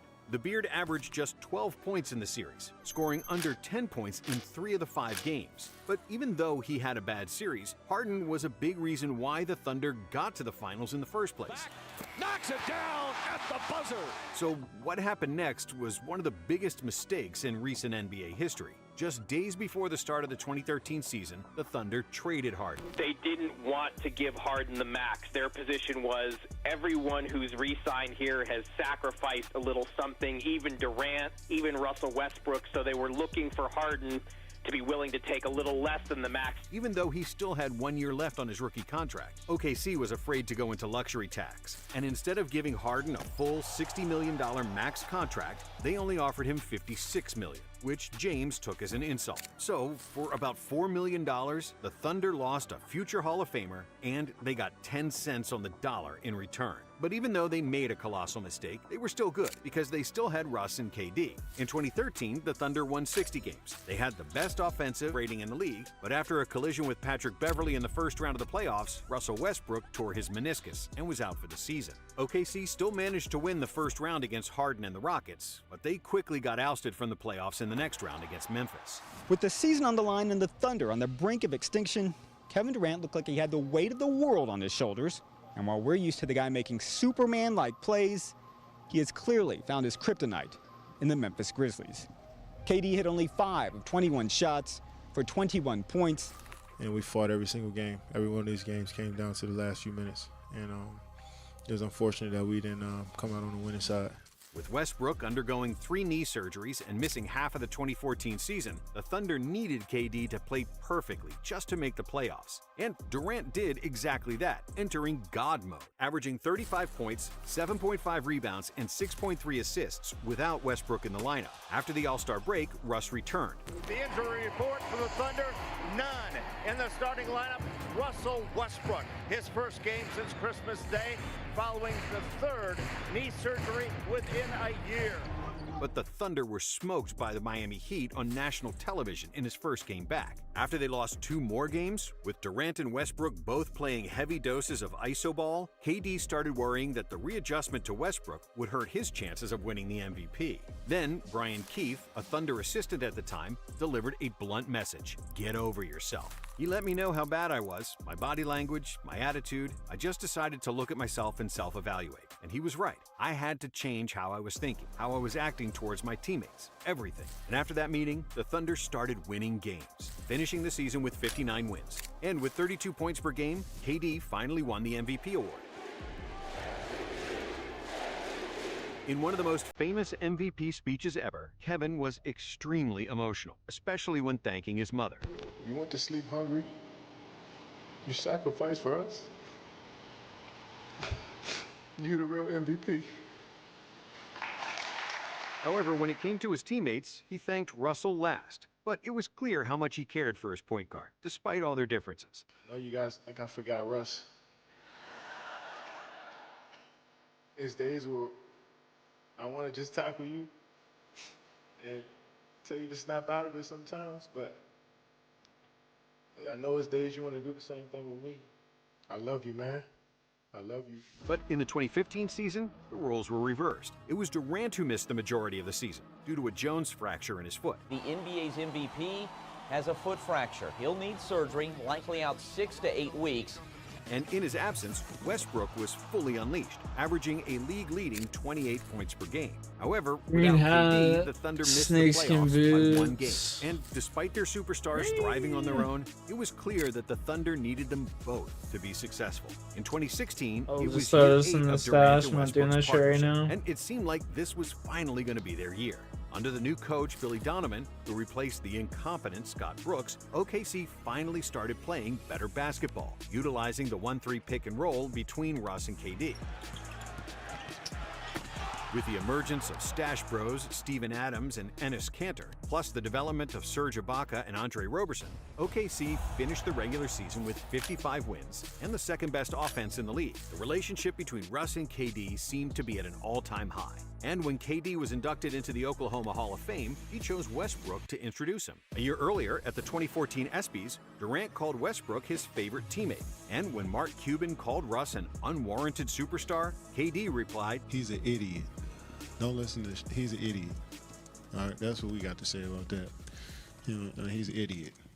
But still, it wasn't like the two superstars stopped fighting. After they defeated the Mavericks in the second round against San Antonio, Russ and KD entered a yelling match on the sideline after a missed defensive assignment. However, they quickly patched things up, and after 6 games, they defeated the Spurs and went to the conference finals, where they matched up against the best regular season team of all time. But against the 73-9 Warriors, it seemed like Russ and KD finally found their mojo, as they took a commanding 3-1 lead in the series. I did not expect Russell Westbrook to be this dominant, and he is. He reminds me of what Kobe Bryant once said about him when he said he's the only dude in the league with my DNA.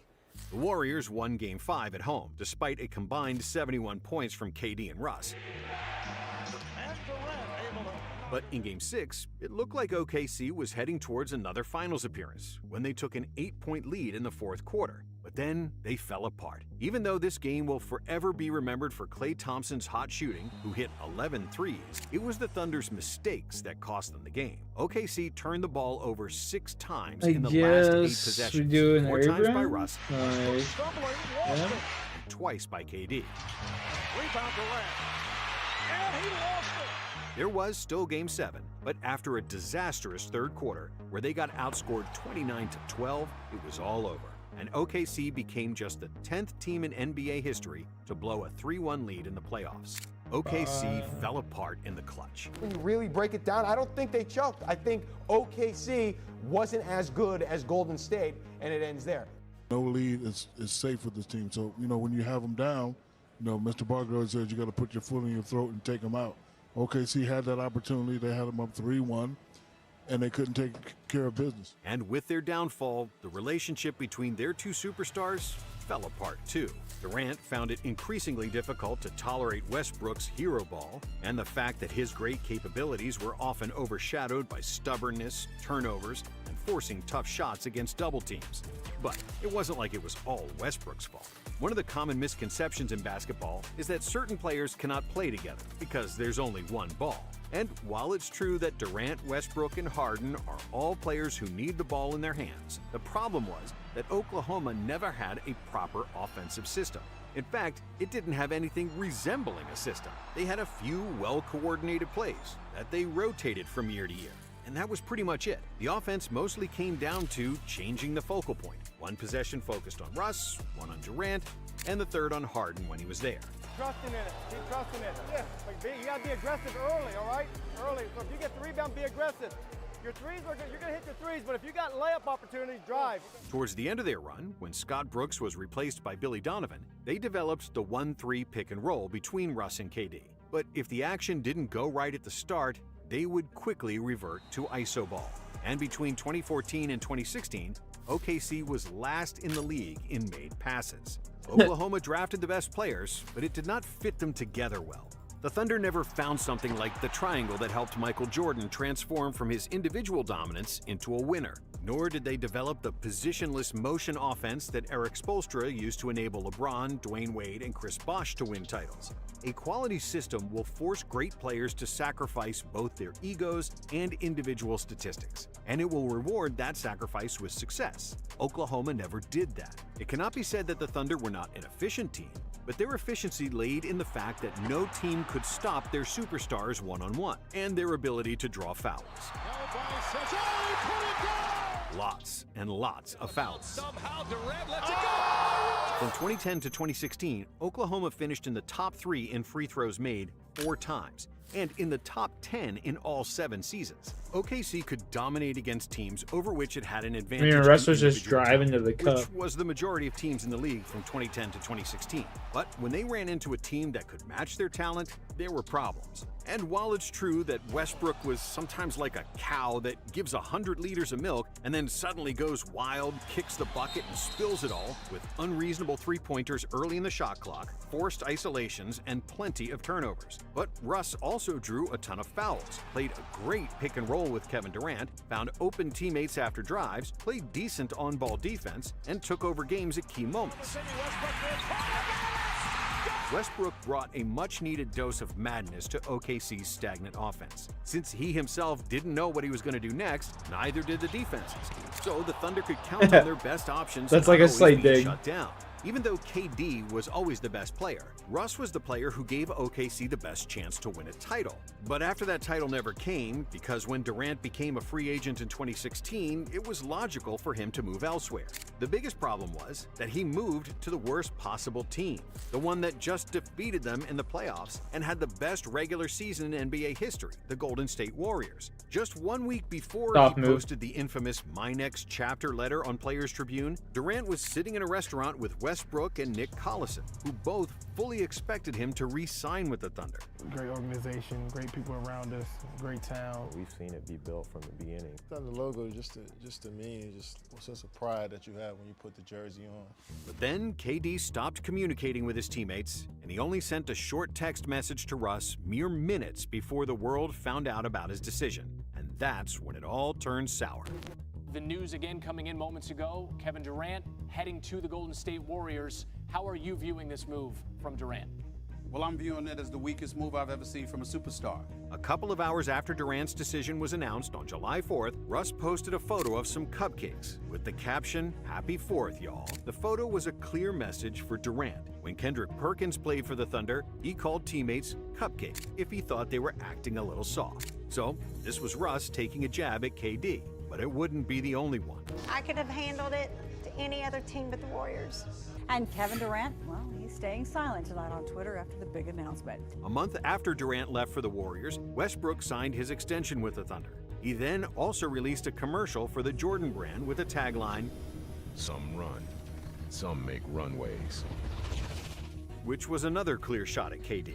But Durant didn't just stand pat and say nothing. In an interview with Rolling Stone magazine, he downplayed his and Russell's relationship, saying they were only work friends, despite calling him a brother and a family member just a few years back. We had our own cliques that we hung with on the road. Russell had his guys, I had mine. It was never a bad thing, just how it was. After their first preseason game, KD talked about his new teammates in Golden State with praise. I wanted to see if what I'd heard and what I'd seen on the outside is really true. Do these guys really genuinely love each other? They work together. You hear family a lot. That's just a word sometimes, but this is really a lifestyle here. You can feel it when you walk in the door, in the practice facility. Everybody is just together. I really feel grateful to play for a team like that and play with a bunch of players who are selfless and enjoy the game in its purest form. When Russ was asked about it, he added more fuel to the fire, and the beef was starting to cook really well. What do you think about him saying that about Golden State? That's cute, man. It's cute. When the NBA season started, OKC played against It's Golden cute, State man. in just the 5th game of the year. And before their first matchup as opponents, Westbrook decided to show up to the game with an official photographer outfit. Even though he never admitted it, it was clearly inspired by Durant, who is an avid photographer and who even got to cover Super Bowl 50 in that role. But when the actual game started, Russ had very few things to be happy about, with the Warriors smashing OKC by 26 points and Durant outscoring him 39-20. The second time around, when the two teams played each other in January of 2017, it didn't get much better for Westbrook and the Thunder, with KD scoring 40 points to Westbrook's 27 and Golden State winning by 21. At the end of the game, when Thunder's center Enes Kanter approached to talk to his former teammate, Russ was caught on camera cursing him out for saying "What's up" to Durant. After the game, when asked if he and Durant were on speaking terms, Westbrook answered bluntly, Nah. Their third matchup of the 2017 season came on February 11th, and it was the first time KD was back in Oklahoma after signing with the Warriors. Durant was prepared for a hostile environment. There's no way he could have been ready for that much hatred.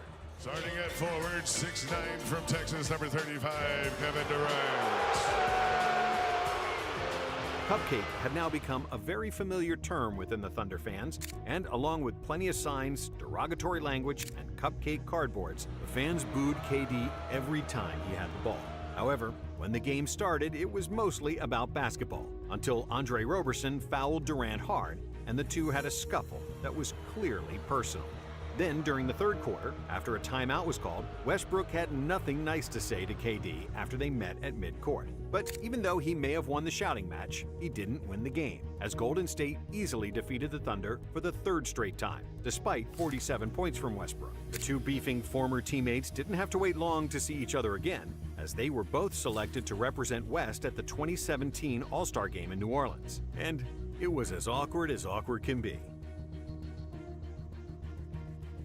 KD and Russ used to take bus rides together to All-Star games and sit next to each other in the locker room. Now, one of them requested to be seated on the opposite side so they could limit any contact as much as possible. The players who were with them described the feeling in the practice locker room as painfully quiet and uncomfortable. Even for Friday Media Day, Westbrook was late on purpose, just so he didn't have to answer questions next to Durant.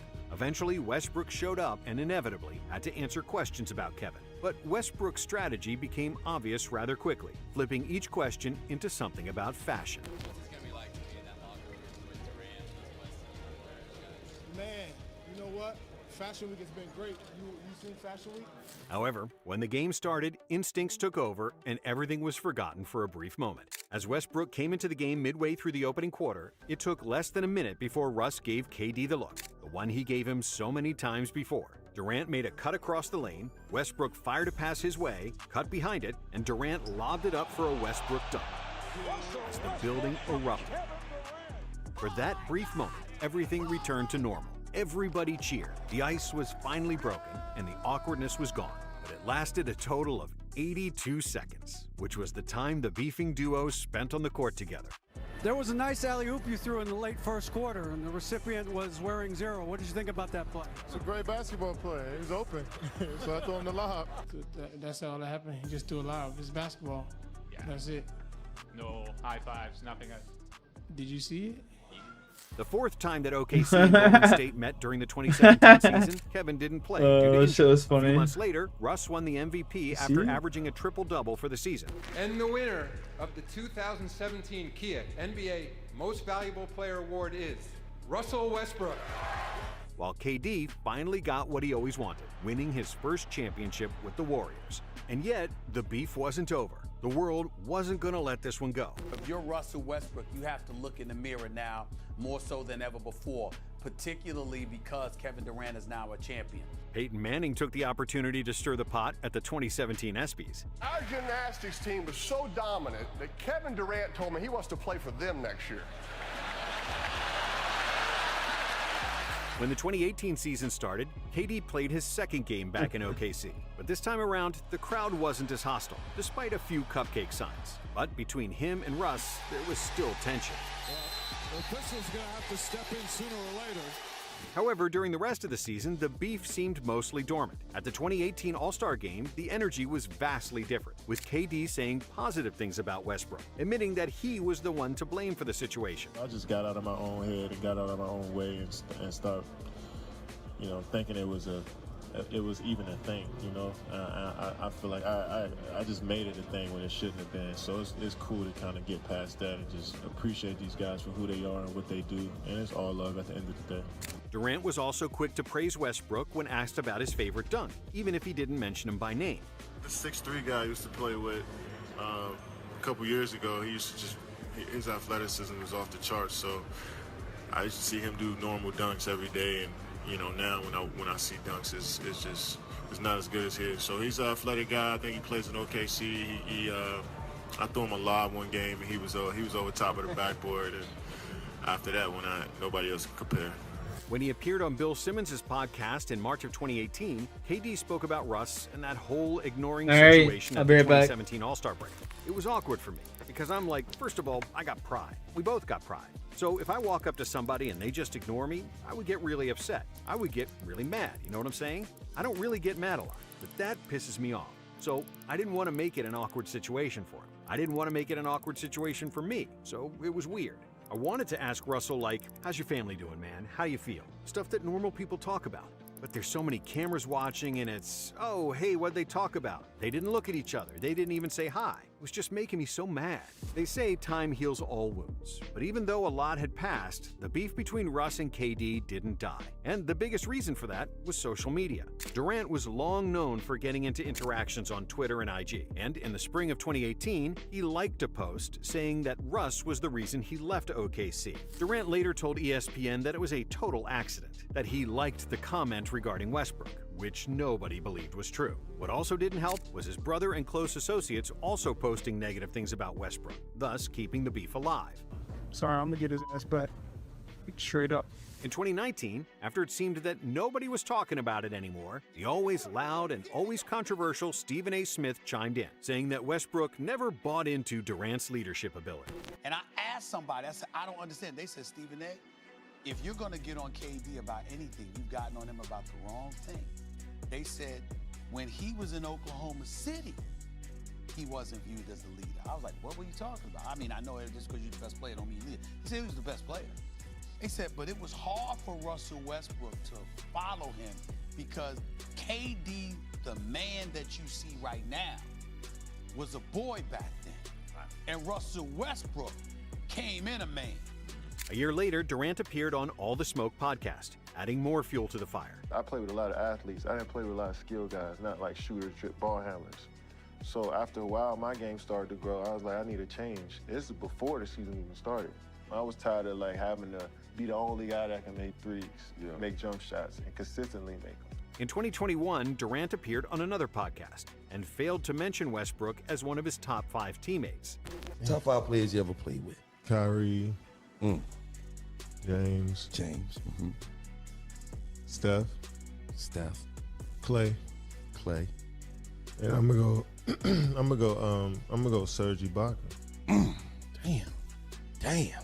I thought somebody else was going to go into that I'm from just LA. listening. However, in the last couple of years, it seemed like the two finally buried the hatchet.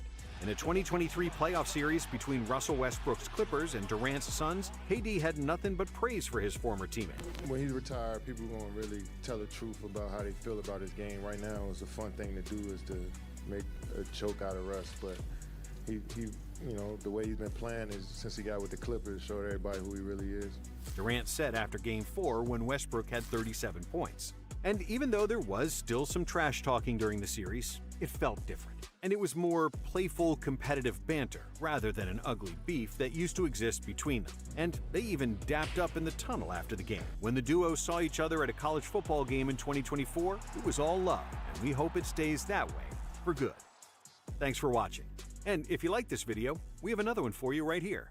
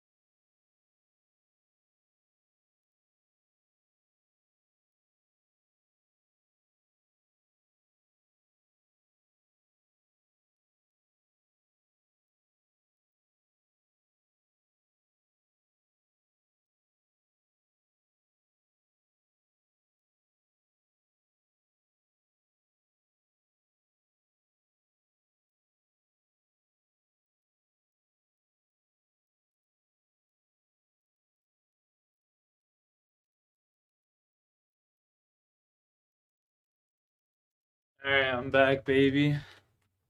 I am fucking back. Rig raid. Everyone who came from Rig, like up his stream and sub. Yeah, well, I appreciate the Rig raid, bro. My bad. My parents were just going on vacation, so I had to go say goodbye, you know? Well, mad respect to everybody. We just got 70 defense, so now we can put on our fucking bandos. We can, start doing perilous moons, brother.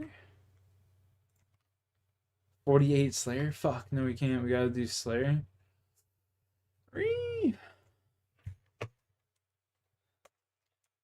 It's my task. Oh. 52 Iron Dragons.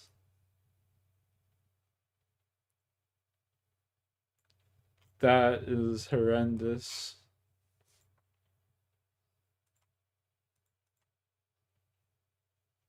That is fucking horrendous.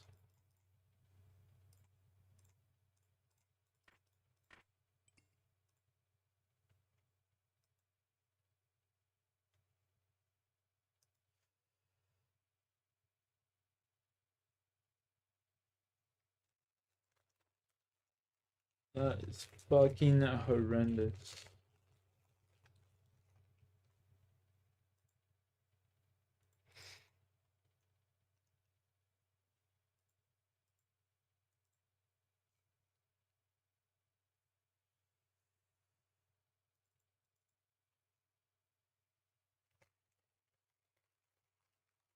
I don't know how many Slayer planks and shit I have. Might be able to skip.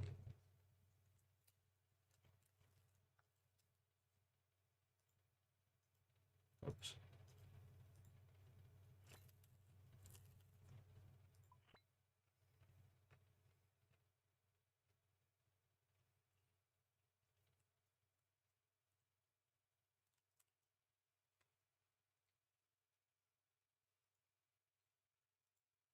Looks like we're gonna go do some Slayer.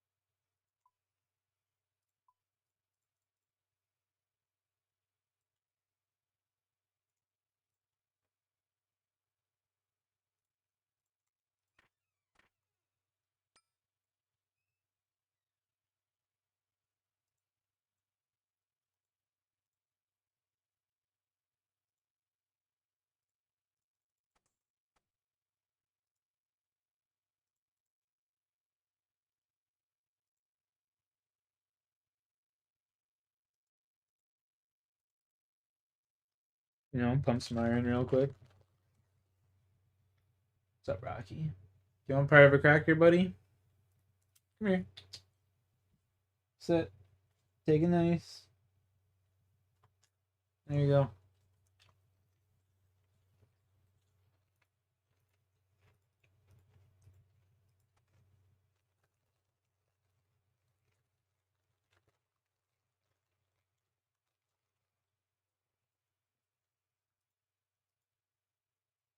Need to get 60.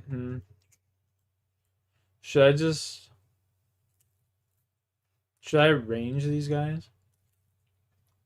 I feel as though I should range the dragons so I can just level up my range. It's gonna be so slow though. I'll just train it at Scarius. It'll be way faster.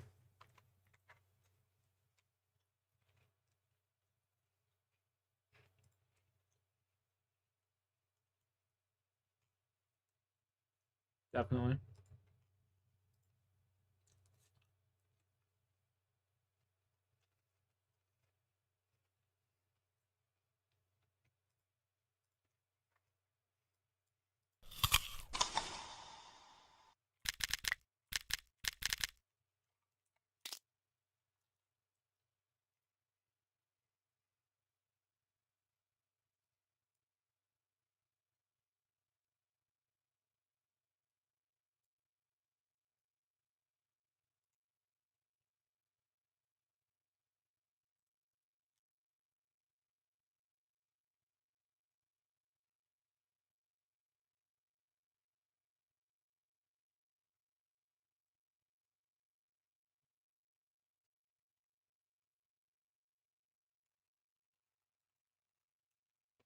I think I just go to the catacombs for them.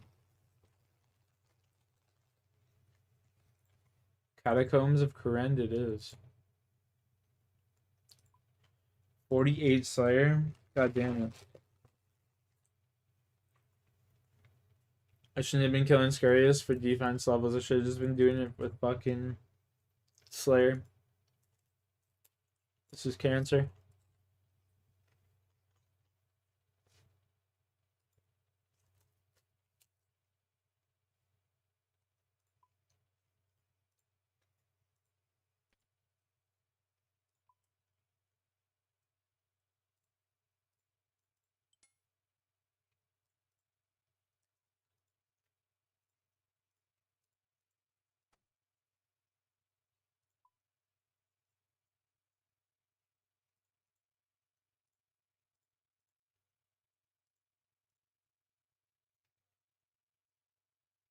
Hmm.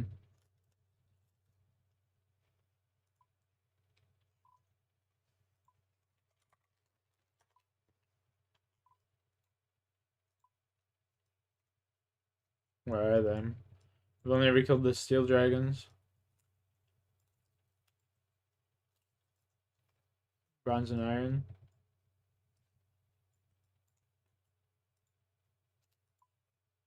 Go.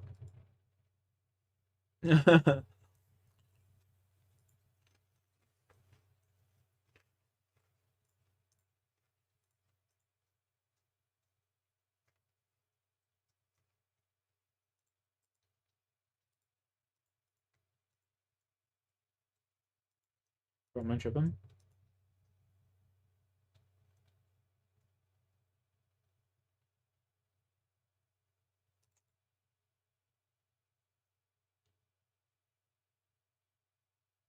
Did I not take out the labyrinths? What? Huh? What? Hello?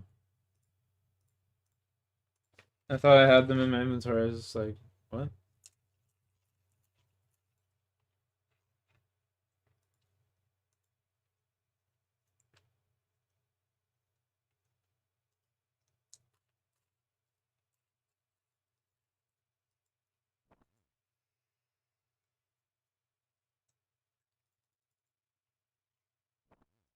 It's gonna be a lengthy process.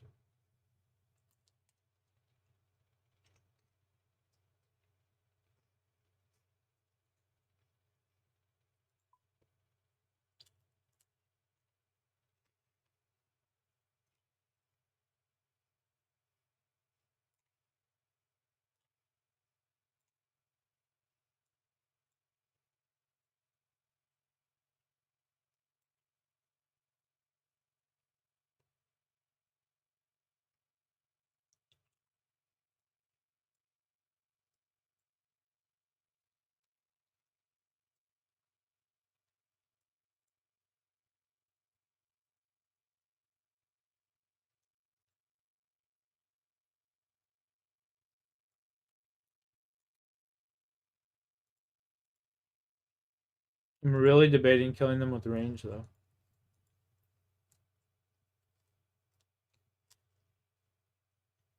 I mean, I don't have a magic short bow, so.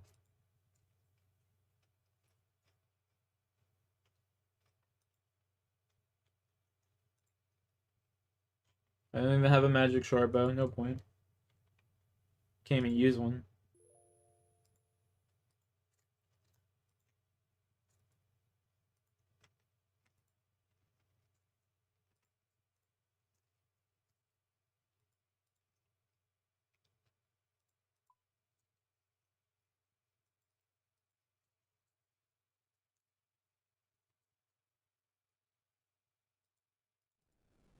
No, I didn't mean to do that. Fuck. Might as well kill him now. I mean.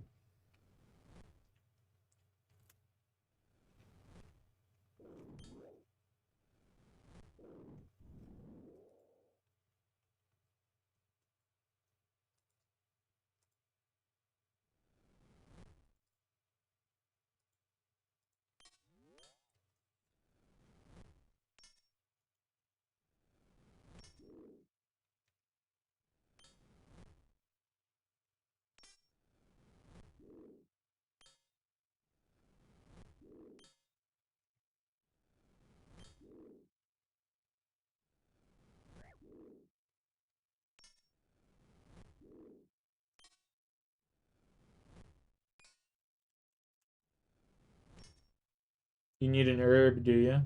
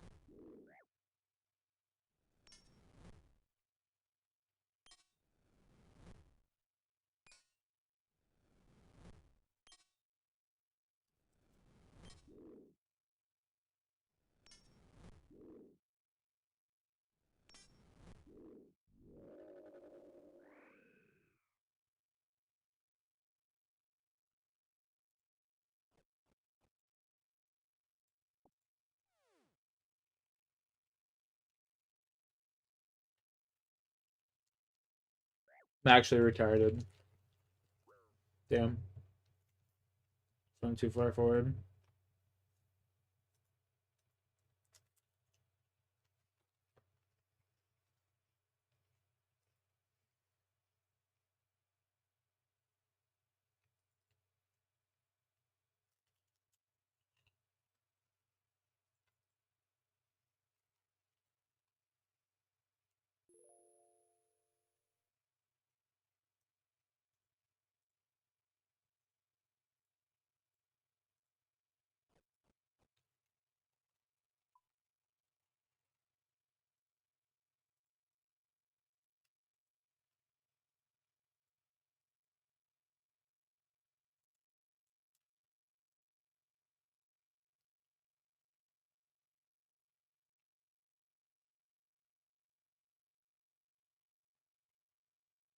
Can't wait to never have to do an Iron Dragon task again.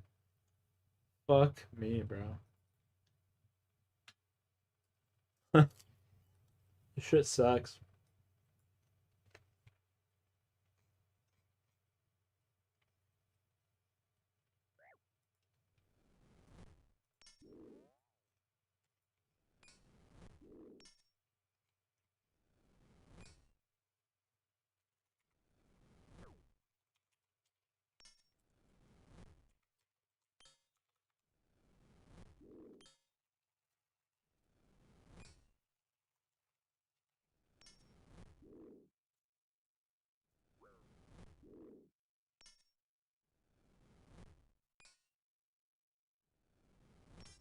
If I get a Black Dragon task, I go kill some fucking Black KBD. Go try it out, bro. Be fun mid-70s strength. Oh my god.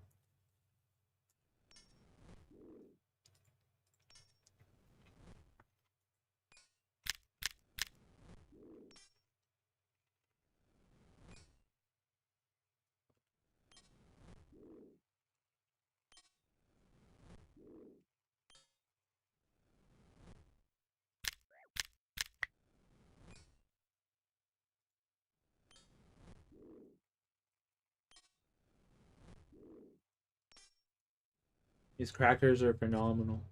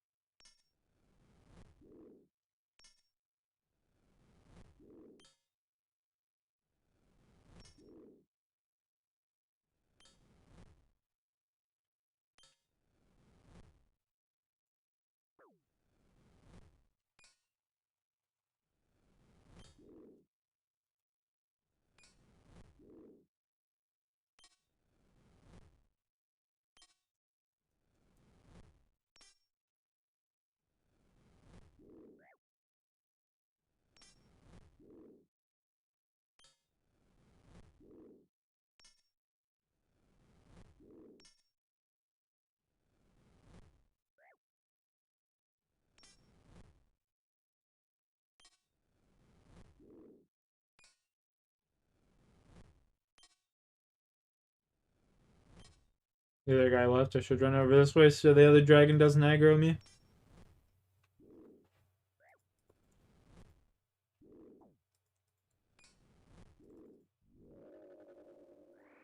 Nice little Slayer level.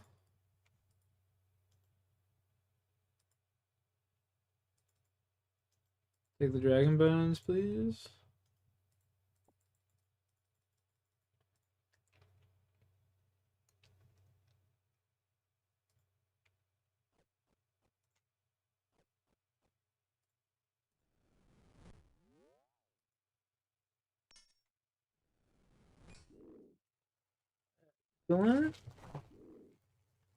Exactly as planned.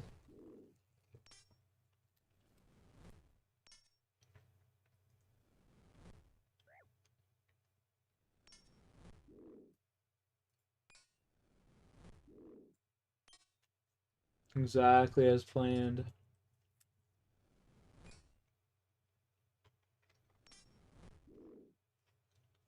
Now we only need to kill, what, 59 out of 49 more of these guys. Let's go. Massive.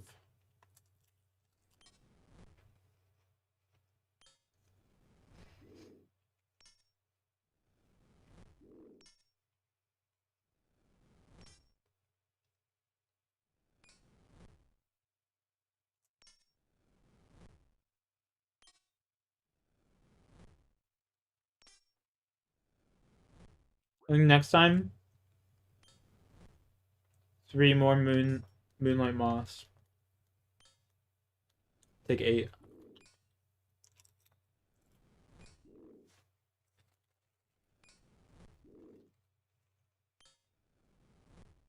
That's the play.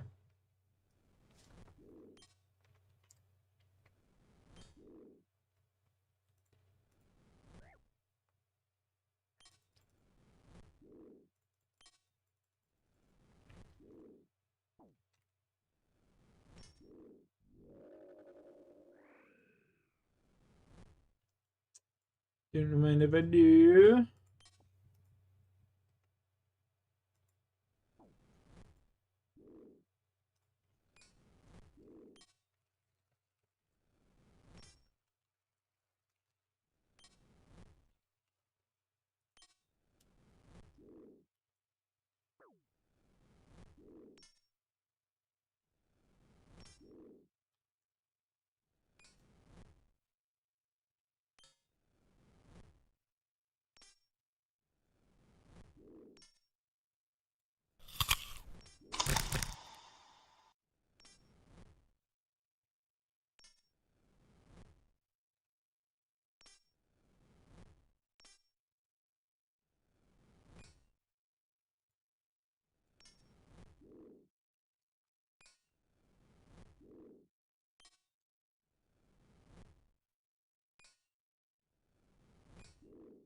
He's back.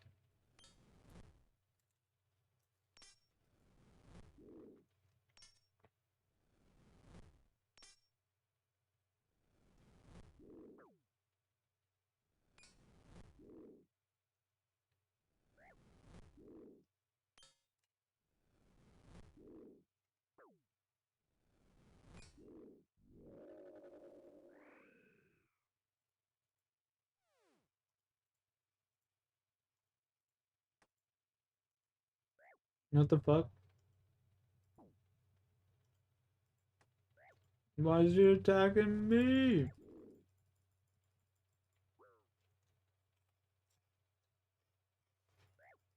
The fuck did I do?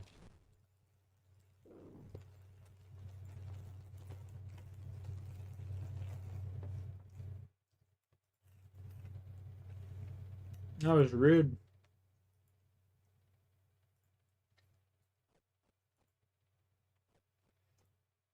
Absolutely, positively disgusting.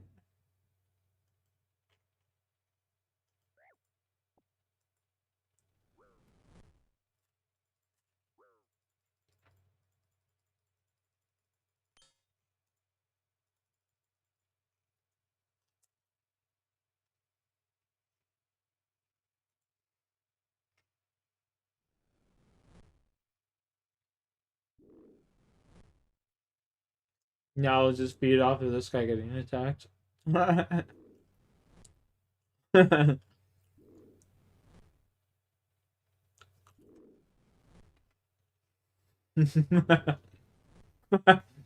He's pissed. He's pissed.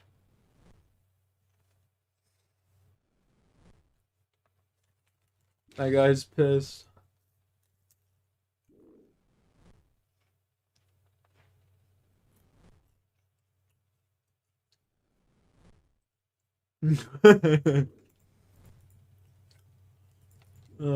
Poor fucking guy.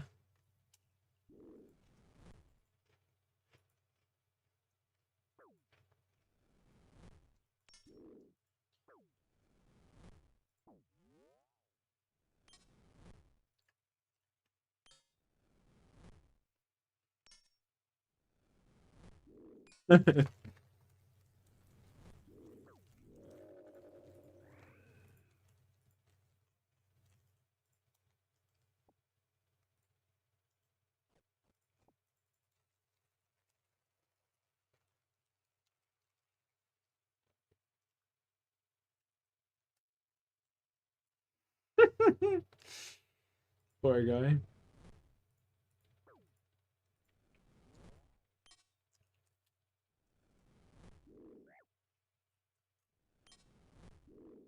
That was so funny. Both of the fucking dragons are just attacking him, and I'm just getting one for free. He's like running around trying not to die.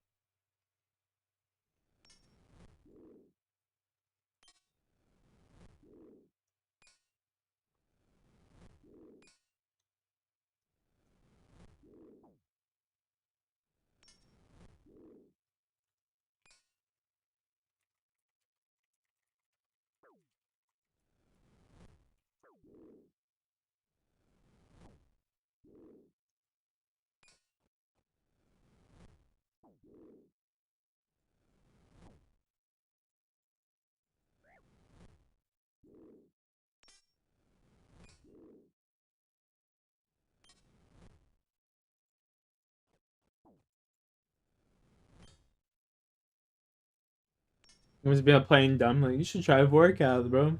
Way better than Iron Dragons.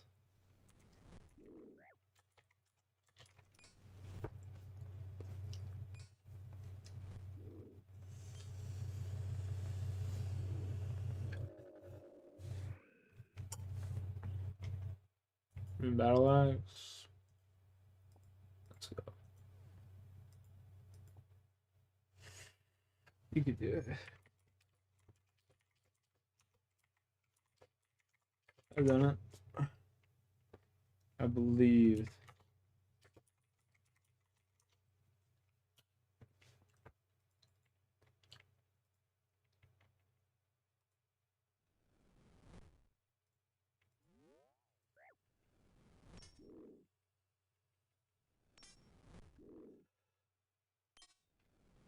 Oh. My elbow.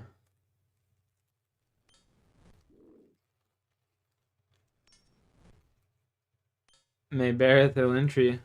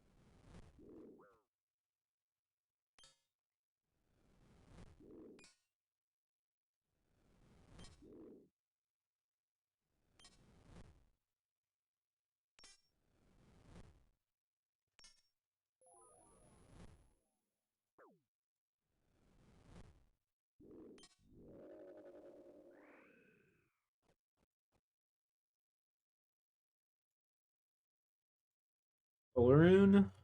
Sure.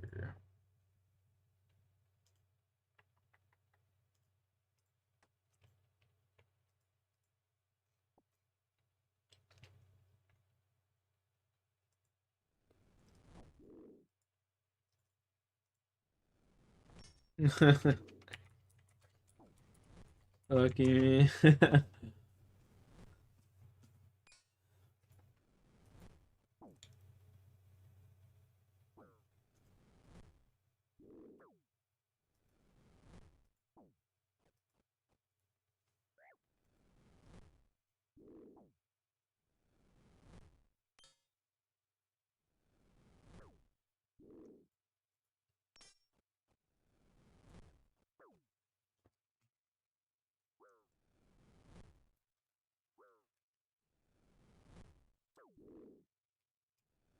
Lucky me.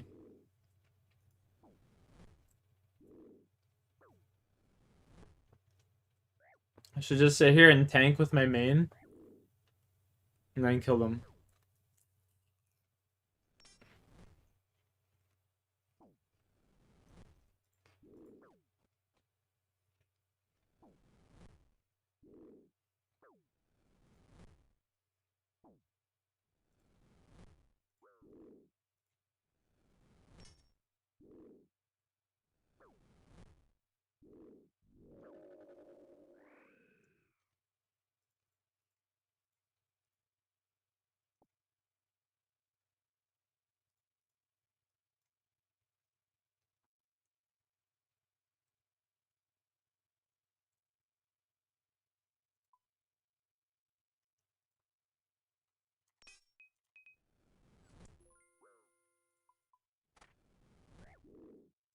Oop. No.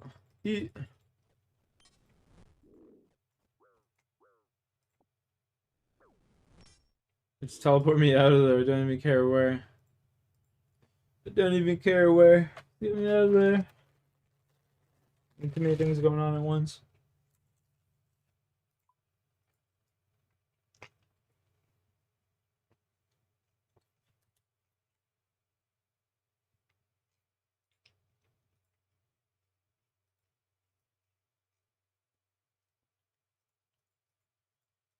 I'm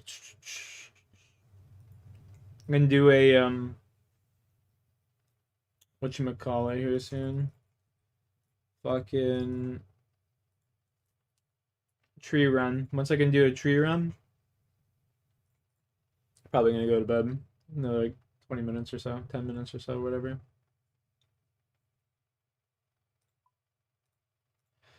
Gotta work in the morning still. But hey, if you guys are new to the channel and you enjoy what you see, subscribe. I'm live every day playing some skate after work.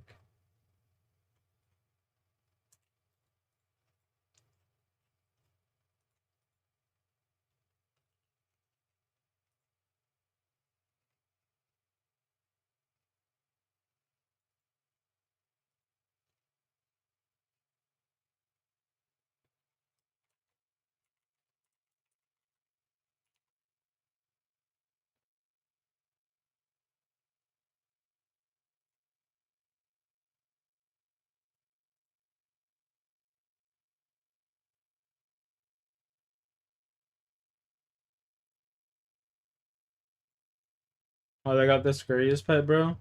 How many KC do I have on Scurious this account?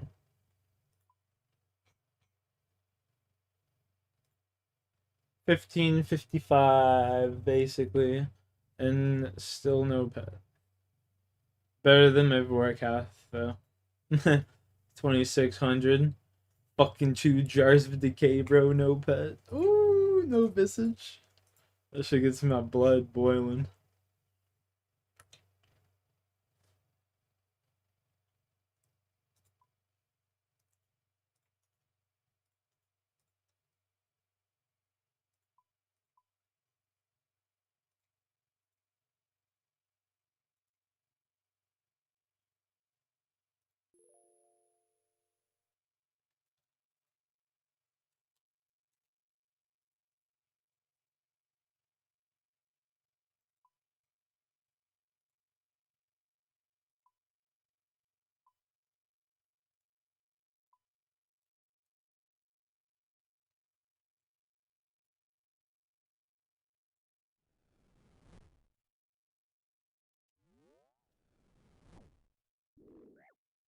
There's no way.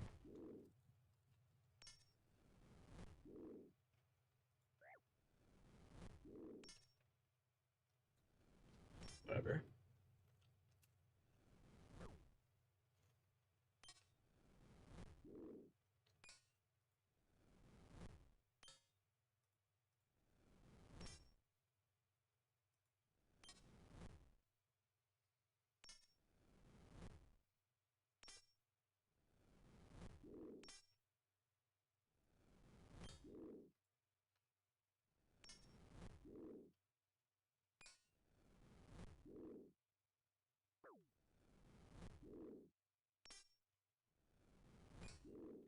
Hit a big 25. No? Damn. I was asking for too much. Hit something? Thank you.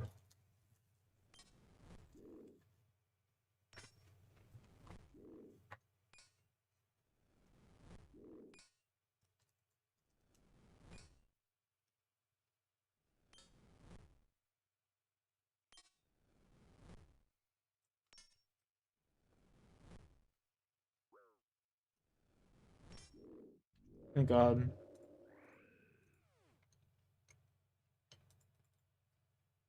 Now I can actually get the, you know, rewards for killing it. Woo.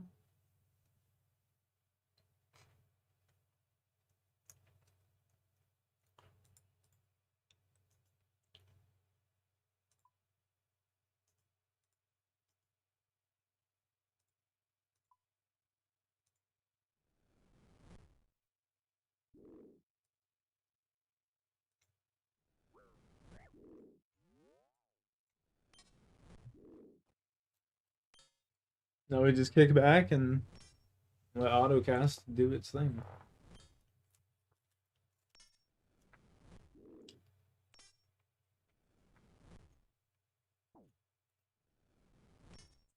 And eat a cracker.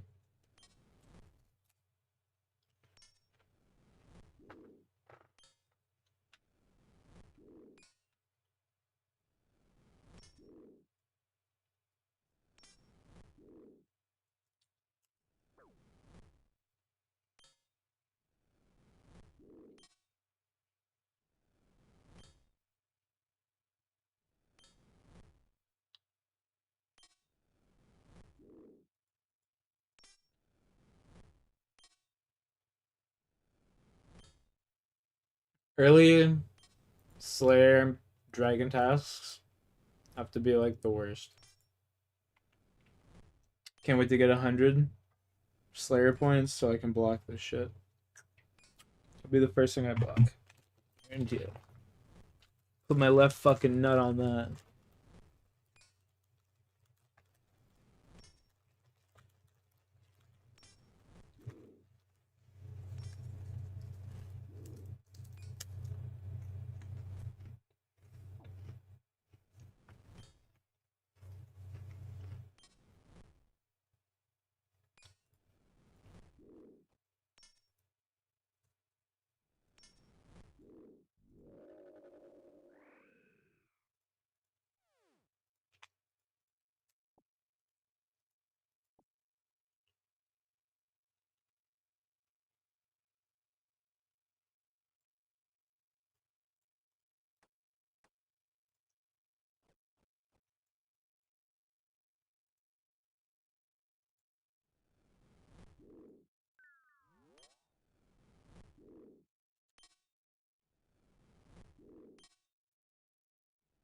Fuck them up, baby.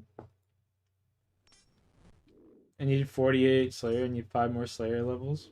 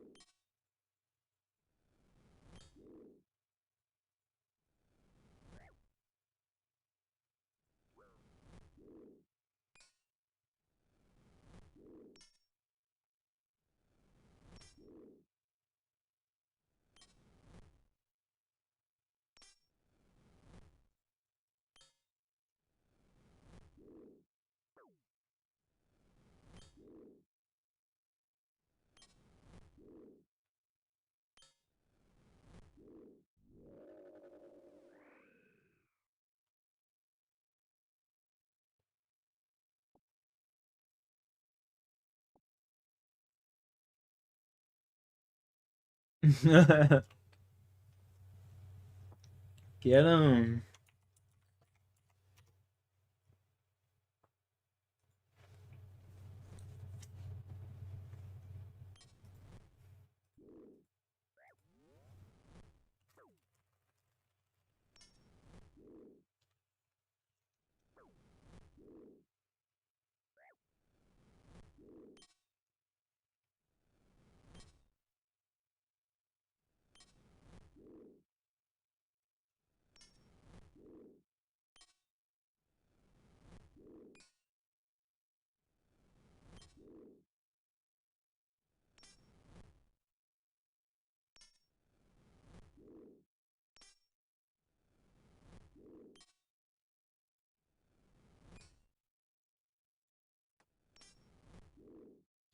Fuck him up, dude.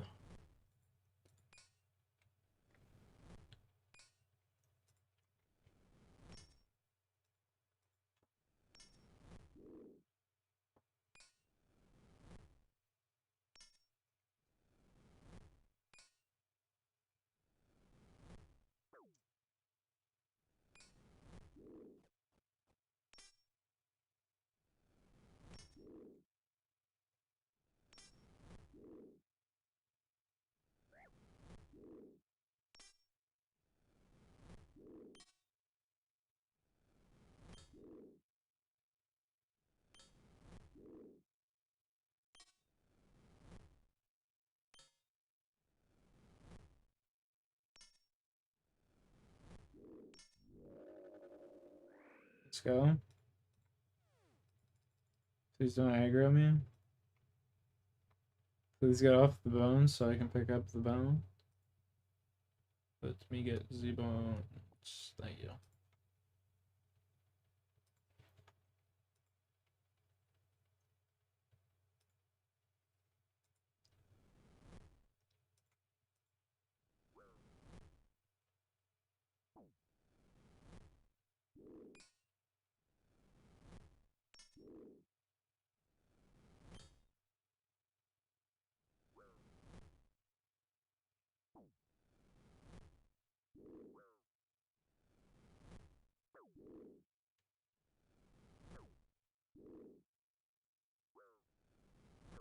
Well, I appreciate 25 people just sitting here chilling. Mad respect.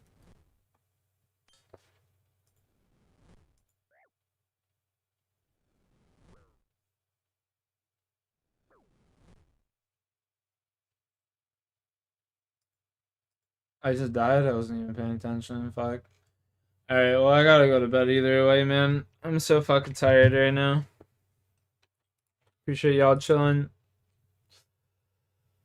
I'm going to bed, gentlemen. Have a good night. I'll be live tomorrow around 12 o'clock. And we'll run it back. Alright. Peace out.